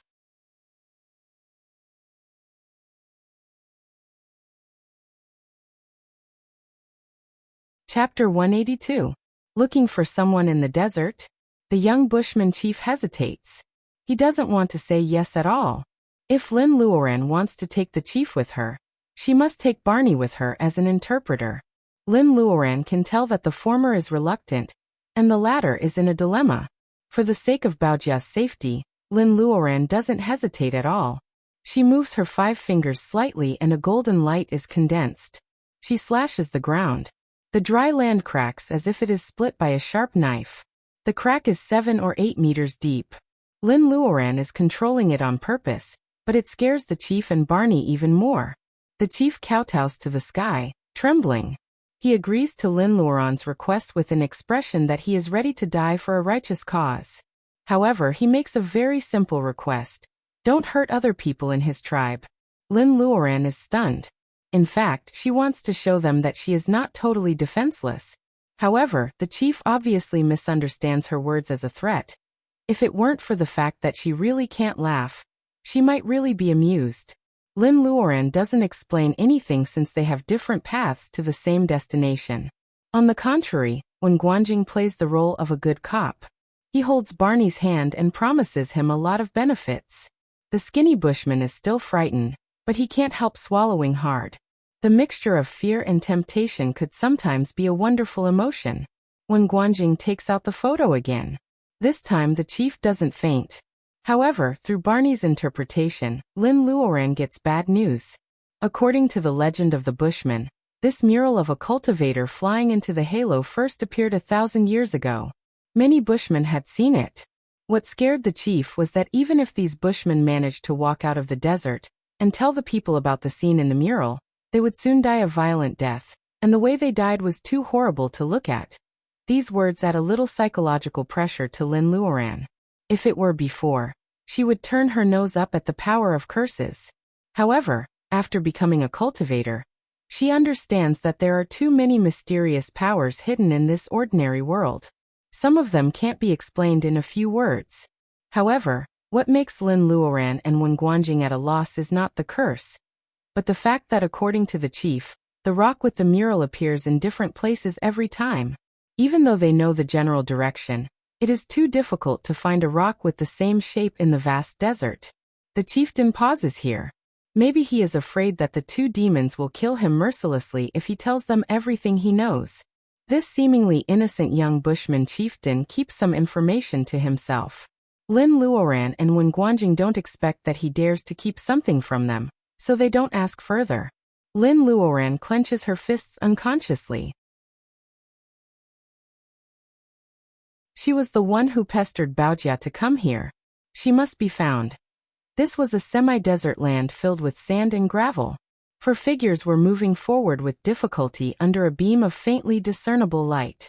The dust is so heavy that the light from the flashlight is weak in this weather. It is just enough to lead the way for Barney and the sheik. The name of the young sheik is Yaki. Lin Luoran doesn't ask him which word it is. In Yaki's mind, she is probably the same as the devil. He talks to Barney and ignores Lin Luoran. We've been walking for almost 2 hours. Let's stop and drink some water. Lin Luoran suggests, which makes Barney smile. Lin Luoran takes out 4 bottles of water and gives one to each of them. She and Wen Guanjing have prepared enough food and water, so they drink up almost half of the bottle. Barney and Yaki, on the other hand, only take a few sips and hide the rest of the water with the bottles because they know the Bushmen well about the desert. Not far away, there is a slight noise. A spark flies out from Wen Guanjing's hand, and the small rock explodes. It turns out that it is just a desert lizard. Lin Luoran closes her eyes and tries to release her spiritual mind. This desert is really strange. The deeper she goes, the more her spiritual mind is suppressed. Usually she can sense a few miles, but now, she can only sense less than a kilometer.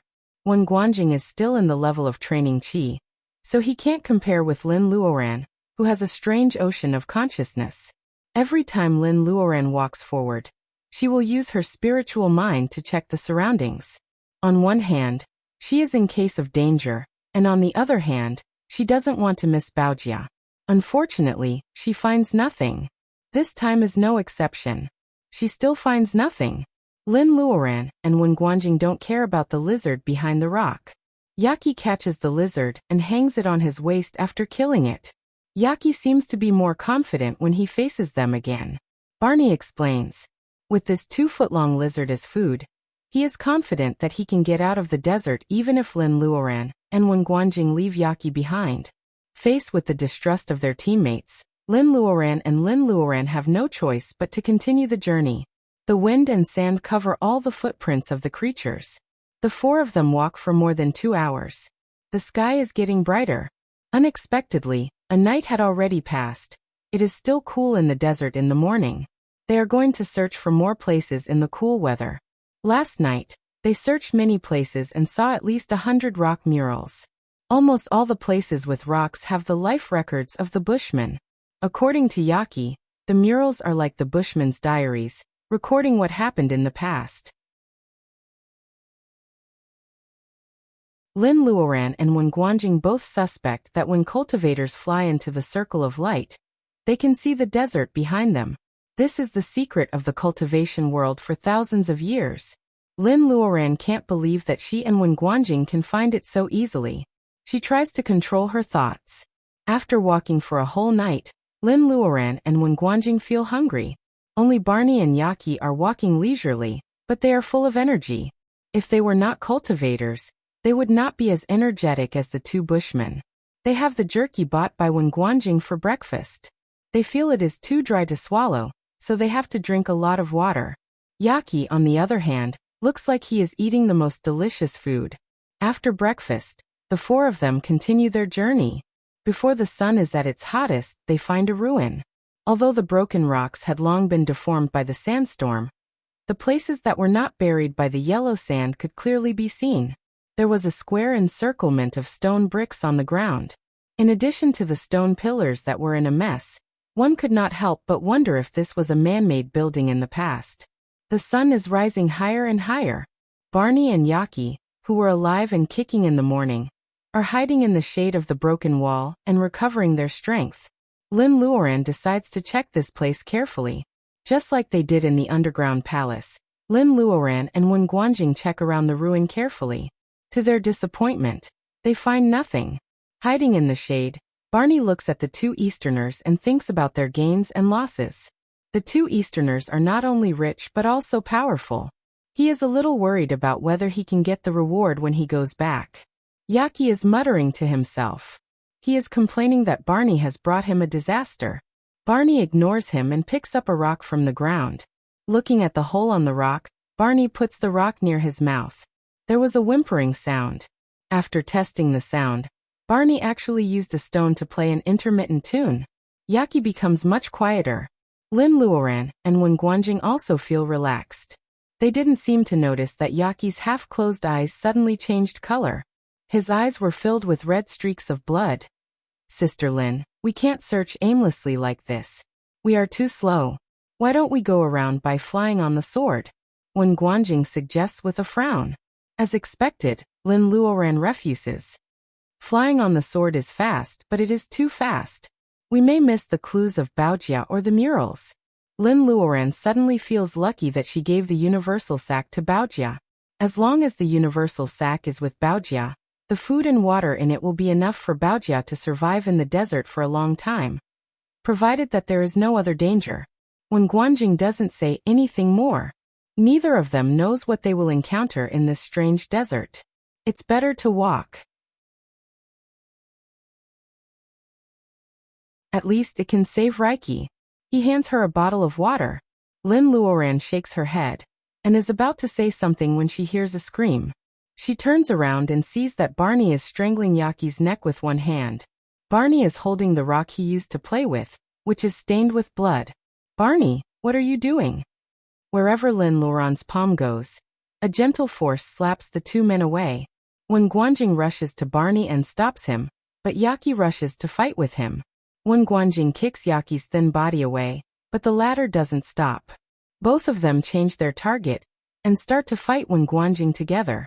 The 2 of them are not only ordinary people but also their guides.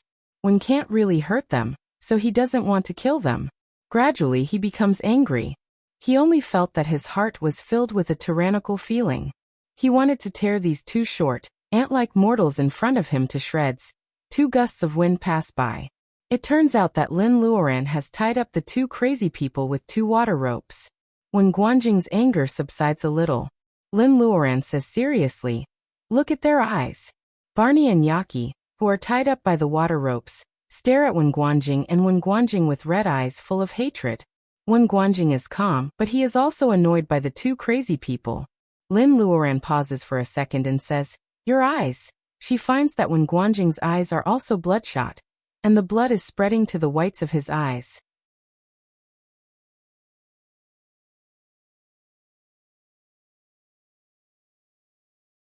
Chapter 183. It's noon in the desert. The sun is baking the sand. There is no wind. However, when Lin Luoran notices the abnormality of the broken wall, she suddenly sees the sand flying all over the sky. The wind comes so suddenly, just like the strange wind when Baojia disappeared. Lin Luoran notices that Wen Guanjing's eyes have returned to normal after staying in the base for a while. However, Barney and Yaki, who are tied up outside the pillar, are still struggling like two beasts who have lost their minds. Yes, Wen Guanjing's eyes turned red because he tried to stop the two bushmen from fighting. The problem lies outside the broken wall. As soon as Lin Luoran thinks of this, two water ropes fly out and pull the two bushmen in. Sure enough, the two irascible bushmen gradually calm down. Wen Guanjing is still scared. "Sister Lin, this place is so weird. Let's get out of here as soon as possible." Lin Luoran smiles bitterly. She points to the violent sandstorm outside and says, "Do you think we can leave now? A sandstorm is coming, flying around the small relic. Lin Luoran and Yaki may be able to break through the sandstorm, but Barney and Yaki are likely to be torn into pieces by the hurricane. Sister Lin, the sandstorm seems to be blocked outside the relic. Is this a shelter built by someone?" When Guanjing thinks of this possibility, Lin Luoran, on the other hand, is not optimistic. Maybe it is because of Yaki's words about the curse of the demon and Baojia's disappearance. Lin Luoran always feels uneasy about this trip.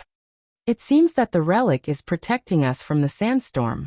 However, it seems that it is trying to trap us here. Lin Luoran says calmly. She doesn't want what she said to be true. Otherwise, she will jinx it.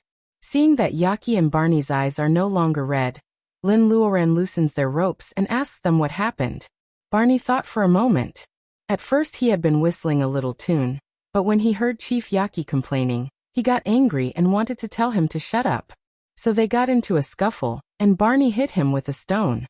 Yaki also talks for a while. What he says is that the Bushmen have always been united and friendly. Why would he complain about Barney? There must be a demon behind this. After listening to their conversation, when Guanjing thinks about it, at first he also felt something. When he tried to stop the two Bushmen from fighting, he got impatient and had the idea of violence. His eyes are gradually filled with blood streaks. Lin Luoran remains silent for a while and says, "There must be something that we don't know. Fortunately, we found it early, or else I would have been hurt." She doesn't finish her words, but when Guanjing knows what will happen. Yes, if Lin Luoran loses her mind and becomes violent, no one here will survive except for herself. When Guanjing may be able to hold on for a while, but it is only a matter of time. Even though he is in the later stage of training Qi, he is still far away from the level of laying foundation. When Lin Luoran loses her mind, she will not be able to hold on for long. In fact, the reason why Lin Luoran is safe is that she has a higher level of cultivation. Also, she rarely gets angry. As long as she keeps calm and her spiritual mind is as steady as a mountain, she will be fine. Barney cleans the wound on Yaki's head. They don't care about the fight, but Lin Luoran can't relax. Baojia is missing now. No matter whether the sandstorm is coming for them or trying to trap them here, Lin Luoran can't relax. Yaki murmurs the Bushman's peace spell. Barney does the same. Lin Luoran doesn't stop him. The Bushmen know more about this desert than Lin Luoran and Wen Guanjing, two outsiders. However, Zhang Tai didn't know if Yaki and Yaki's peace incantation really worked, as the sandstorm gradually subsided. A smile finally appeared on Yaki's dark and thin face. He touched the big lizard on his waist, and felt that the ordeal this time was about to be over. Barney also smiles. Lin Luoran and Wen Guanjing look at each other, and they both don't look well. Lin Luoran's hearing is better than that of ordinary people.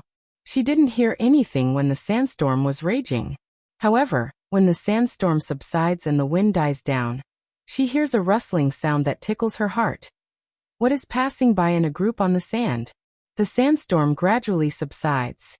Lin Luoran looks into the distance. She sees many moving black dots on the dune. When she sees clearly what they are, she feels numb all over her body. A ball of fire appears in Wen Guanjing's hand and he frowns.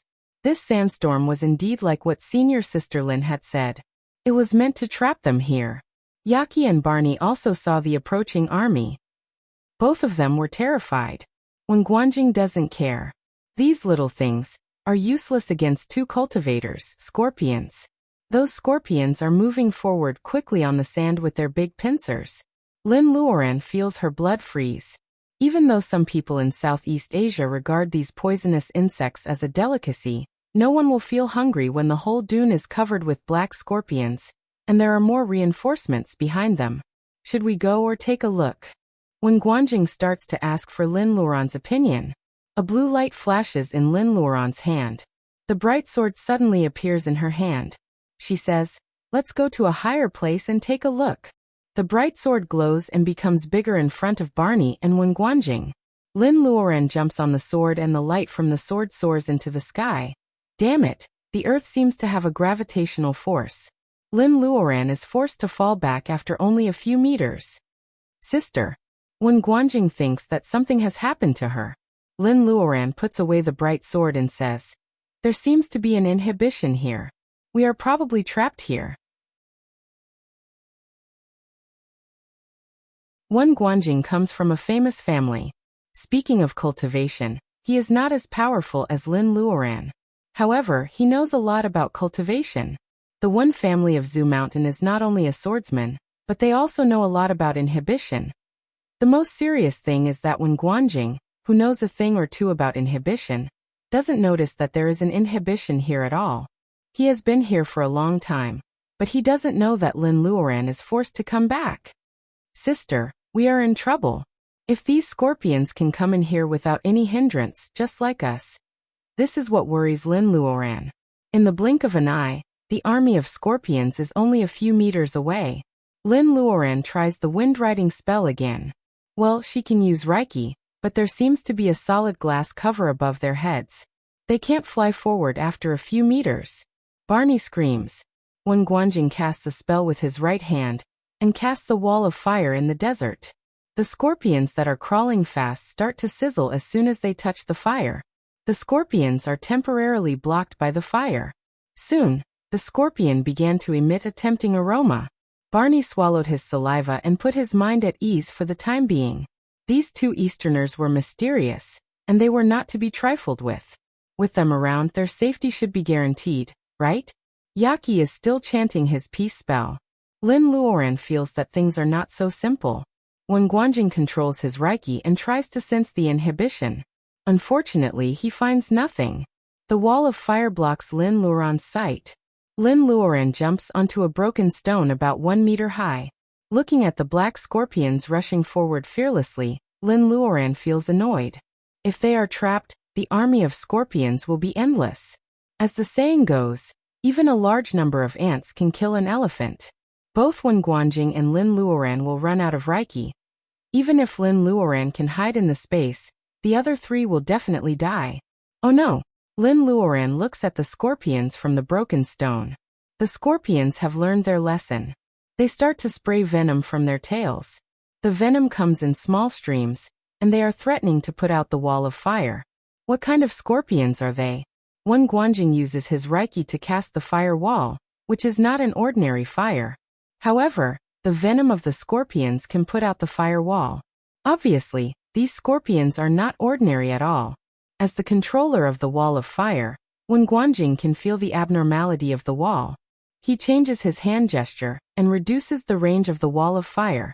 The wall can only protect the 4 of them. He shouts, "Sister Lin, can you try to break the inhibition?" As soon as he reduces the range of the wall of fire, the scorpions get greedy and surround them again. They are sparing no effort in spraying venom. Barney and Yaki are very close to Wen Guanjing. They are afraid that they will be burned by the wall of fire. Of course, they are also afraid of being stung by the scorpions. Lin Luoran nods and summons the bright sword again. The sword is shining with blue light. In this dry and hot desert, many functions of the flying sword of the water family cannot be used, so its power is reduced. Lin Luoran infuses her Reiki into the sword. The bright sword expands quickly, and its surface is covered with a layer of crystal white frost. They are all in the same circle of fire. On one side they are being roasted by the Reiki fire, and on the other side, they are being chilled by the bright sword. Barney and Yaki are ordinary people, so they are suffering from the fire and ice. Lin Luoran will not let them die. She is not only kind, but also needs to find Baojia and solve the mystery of the murals. The blue light of the bright sword is dazzling. When Lin Luoran is about to cut the void above her head, she sees a commotion among the scorpions. Another black shadow appears on the other side of the hill. When Guanjing also sees it clearly. The two bushmen wish they didn't see it clearly, so Lin Luoran can't ignore it. The army of scorpions makes a way for Lin Luoran. They raise their pincers and bow down, shaking the sand. The eyes of the scorpion are like two red lanterns. Its body is 7 or 8 meters long, and its pincer is thicker than Lin Luoran's waist. Is it also a scorpion?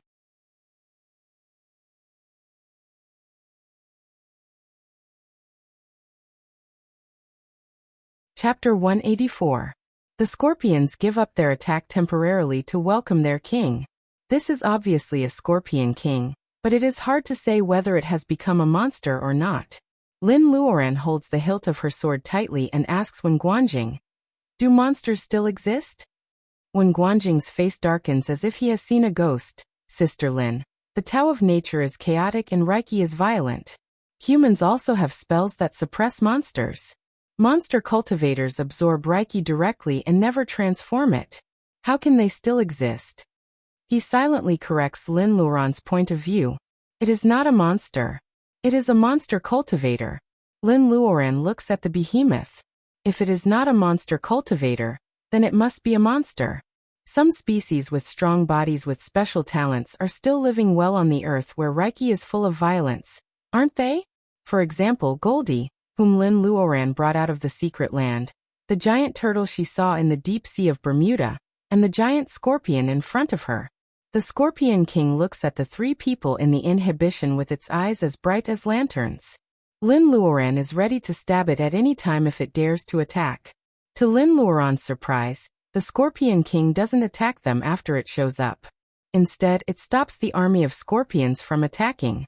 Lin Luoran doesn't relax because of this. She thinks for a while, and feels that she is in a dilemma. The Scorpion King seems to be intelligent. It is in a stalemate with them. The scorpions are just outside and when Guanjing's fire wall is burning. The scorpions will run out of Reiki sooner or later. What a good plan. Lin Luoran snorts. The scorpions can wait, but they can't. They have to get rid of the big one first. She throws a jade to Wen Guanjing. He catches it. He is confused at first, but then he is happy. Lin Luoran has a lot of pills. Lin Luoran puts away the bright sword and casts a spell with her right hand. Are these scorpions not afraid of fire? Let's try something else. In the desert, the water and wood are useless. However, in addition to the fire, there is the earth. The brown light gathers. The Scorpion King has a bad feeling. It commands its army to retreat, but it is obviously too late. Under the guidance of Reiki, the low-key light of the earth bursts out. Spell over. Go. The yellow sand is stirred up. The Scorpion King waves its big pincers and stands its tail upside down. A dark light comes to Lin. At the same time, the damage caused by Lin's spell is finally revealed. A whirlpool suddenly appears on the calm sand dunes. Most of the scorpions are dragged into the sand and many are killed by the tearing force. This spell could only be used by cultivators in the foundation establishment stage. It was mainly of the earth element and supplemented by the metal element. It was called Hurricane Storm. It could mobilize the two elements of spiritual chi to form a powerful pit in the ground, accompanied by a destructive hurricane. The good thing was that it was very powerful.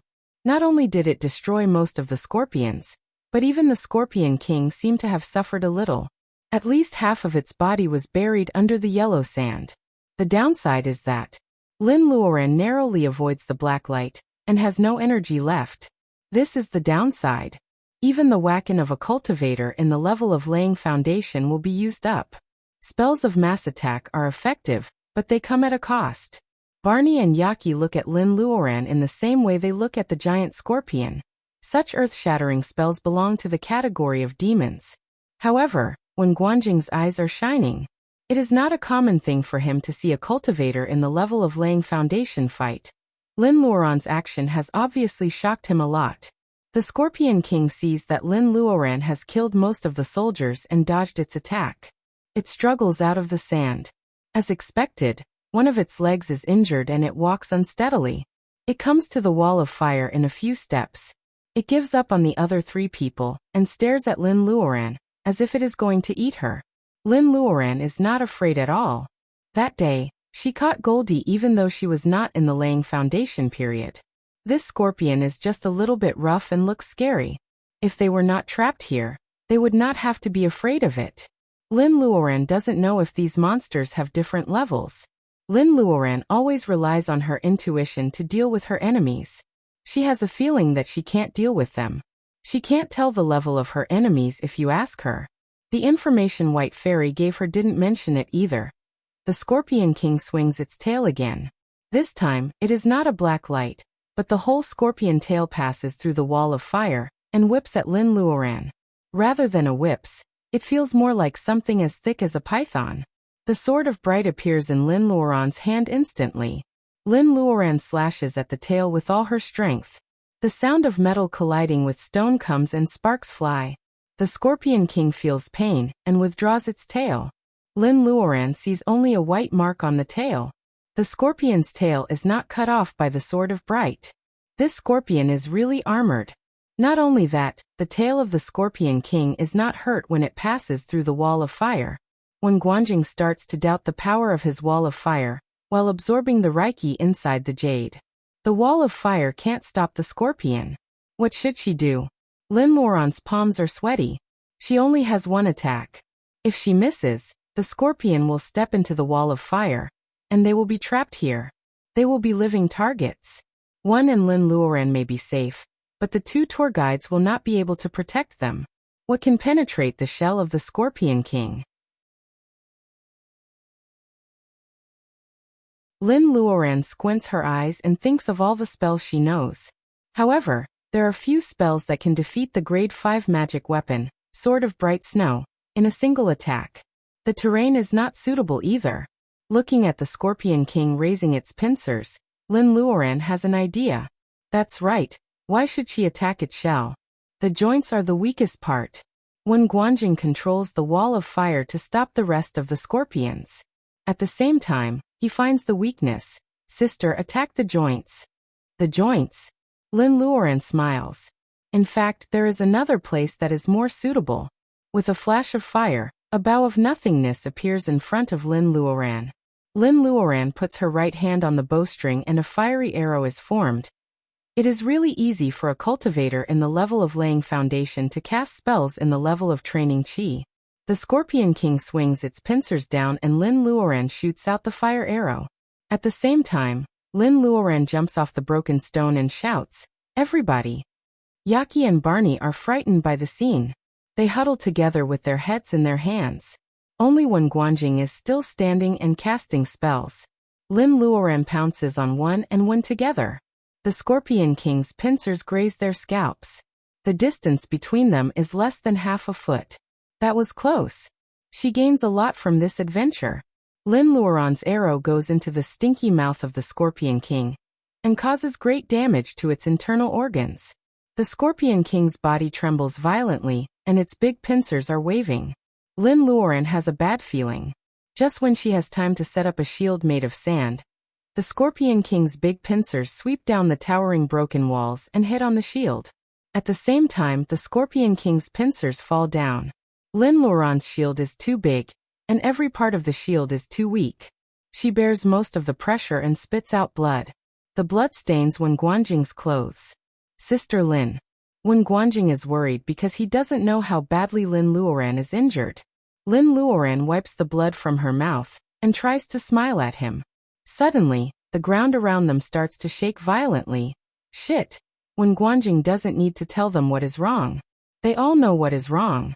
The rock beneath them suddenly sank, and a whirlpool of quicksand formed. All four of them were sucked into the whirlpool.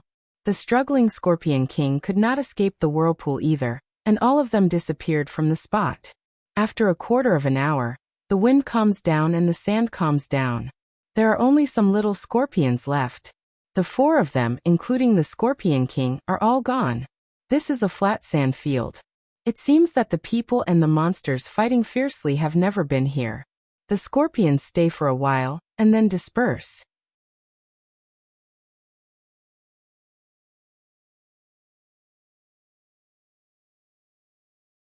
Chapter 185.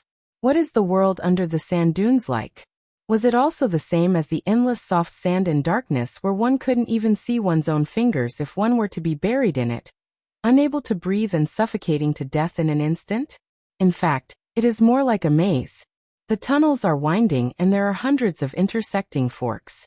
Sometimes they are wide, sometimes they are narrow. Some lead to a safe place, and some lead to a dead end. There is a slightly wider fork in the road. There is light on the walls. Lin Luoran doesn't know what kind of luminous substance is in the rocks. In the dim light, the woman lying on the ground finally wakes up. Lin Luoran feels that all her bones are about to fall apart. She supports herself with one hand and sits up slowly. The pain reminds her of what happened before. The relic suddenly collapsed. The ground under their feet turned into sand and became fluid. Even the people and the stones were sucked into the quicksand. This is much more powerful than her hurricane storm. Before they could react, they were all sucked into the quicksand and then lost consciousness. As for the wound on her back, it must be caused by the Scorpion King when it was crazy. Thinking of the Scorpion King, Lin Luoran looks around. The tunnel is shining like gold powder, but she doesn't see Wen Guanjing and the others. It seems that the four of them have fallen into different places. Lin Luoran holds back the urge to find them. She throws a circulation bolus into her mouth and holds a piece of jade in each hand to replenish her wacken. It takes her almost an hour to dissolve the medicine. She feels that her internal organs are no longer in pain, and she has replenished a lot of wacken. Finally, she stands up. There are 7 or 8 forks in front of her. They are less than 2 feet tall and narrow. Lin Luoran doesn't know which one to choose. However, why is there a faint smell of blood in this fork? Is it possible that someone is injured? Lin Luoran is happy at first, but then she realizes that her spiritual mind is only dozens of meters away from the tunnel. She can't detect what is emitting the smell of blood in the depths of the tunnel. Is she not under the relic, but deeper into the desert? Lin Luoran is guessing. She holds the bright sword in her hand in case she needs it. She walked forward carefully. The tunnel was sometimes wide and sometimes narrow. Although there was a faint light, there was also the sound of water dripping on the ground from time to time. When the water hit the puddle on the ground, there was only an empty echo. Other than that, there was no other sound. It was really a test of courage. After walking for hundreds of meters, Lin Luoran finally sees what the bloody smell is. It turns out that the Scorpion King also fell down. It lies in the middle of the tunnel, and there is no gap in the small tunnel. The scorpion is dead. The smell of blood comes from a group of hamsters that are smaller than cats. They are gnawing on the flesh under the shell of the Scorpion King. Lin feels so unlucky. When she is about to turn back, she suddenly has an idea. She remembered that the bright sword had only left a mark on the scorpion's shell. Didn't that mean that it was a top-notch hard object? The whole scorpion was about 7 to 8 meters long. If the scorpion shell was made into armor, everyone in the Lin family would have one. Lin Luoran's eyes light up. She finally feels a little happy. Seeing that the hamsters are looking at her with vigilance, Lin Luoran spreads out her hands and sits nearby with her legs crossed to rest. She has no intention of fighting with the hamsters for food.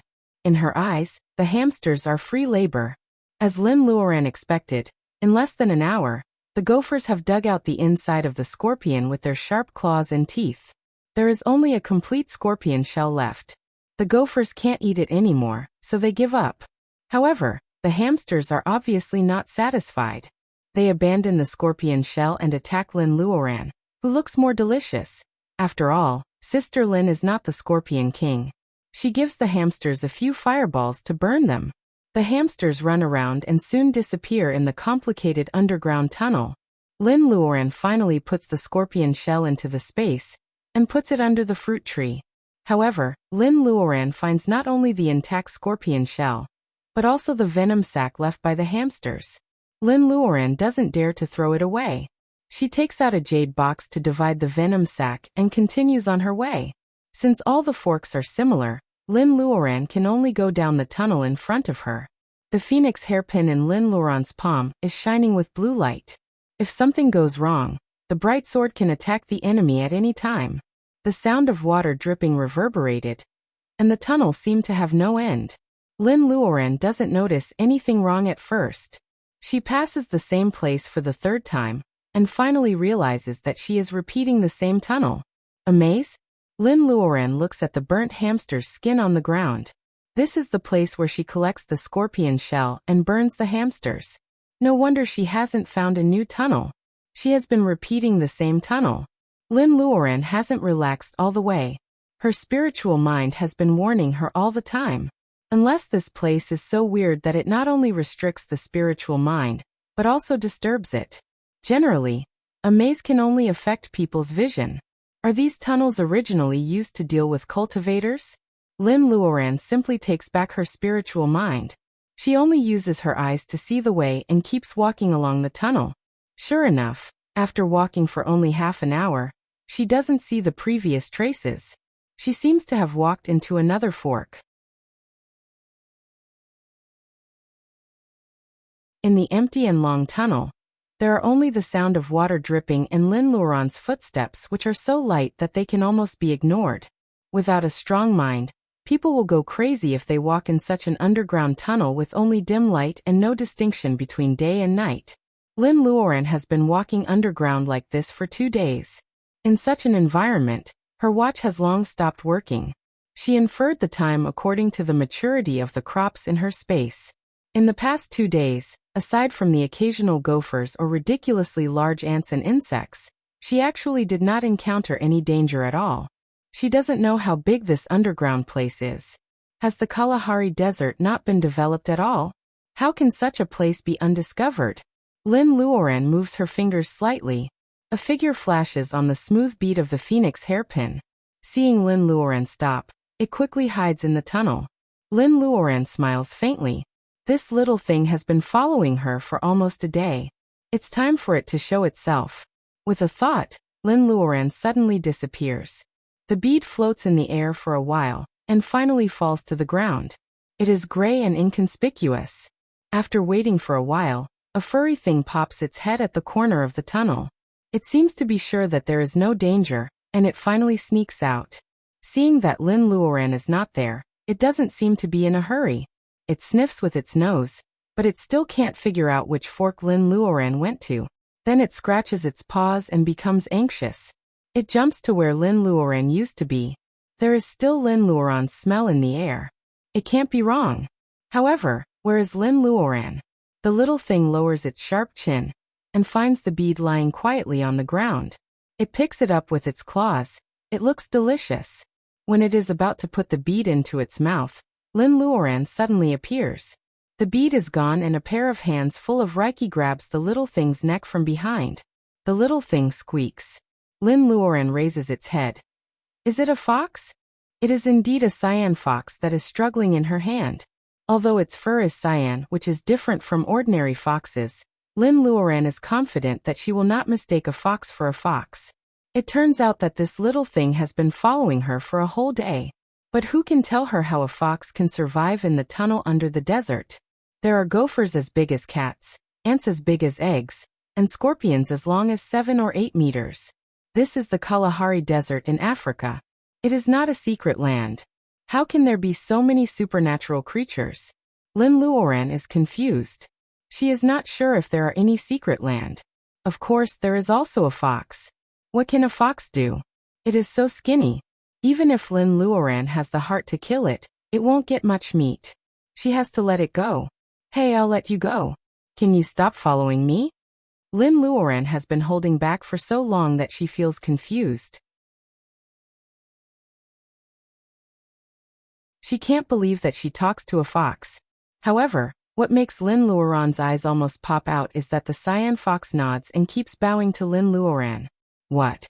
It can understand human language? This is not an ordinary fox. Lin Luoran uses her clear sight to look into its body. The cyan fox seems to feel something, and it starts to tremble uneasily. Be good. I won't hurt you. Lin Luoran comforts it. Lin Luoran doesn't know whether the cyan fox really believes Lin Luoran, or it feels that there is no way to escape. The fox really stops moving. What? The cyan fox is indeed strange. There is some Reiki in its blood, but it is less than that of the old monkey. It doesn't seem to know any powerful skills. Lin Luoran wonders what it eats to survive in the underground. Lin Luoran thinks for a while, and puts the fox down. Little thing, don't follow me anymore. Do you understand? Even though the fox is a little strange, Lin Luoran is not going to take everything home with her. Lin Luoran has something to do, and she doesn't have time to play with the cyan little fox. She has to let it go. The cyan fox can understand human language. Being put on the ground by Lin Luoran, it doesn't attack her. However, after hearing Lin Luoran's words, it shakes its head as if it wants to follow Lin Luoran no matter what. Lin Luoran is angry and amused at the same time. She just ignores it and keeps searching in the tunnel. The cyan fox follows Lin Luoran closely. It doesn't want to get close to Lin Luoran, but it is also afraid that Lin Luoran will leave it behind. Lin Luoran turns a blind eye to it, and continues to eat and rest. The cyan fox rolls its eyes and disappears into the tunnel in a blink of an eye. Lin Luoran looks at it, and decides to leave. But just as she rested for a while and was about to leave, the green-skinned fox hopped in front of her again. It held something in its little paws and placed it in front of her. It jumped far away and looked at her with a hopeful and vigilant gaze. Lin Luoran looks down. It is something like a tuber. Lin Luoran feels it is familiar. She can't be sure just by looking at it, so she picks it up and smells it. There is a light smell of medicine. It is indeed the medicine she knows. However, who can tell her that sealwort grows in the desert? You're tuning in to the Li Mei's Wuxia Whispers YouTube channel.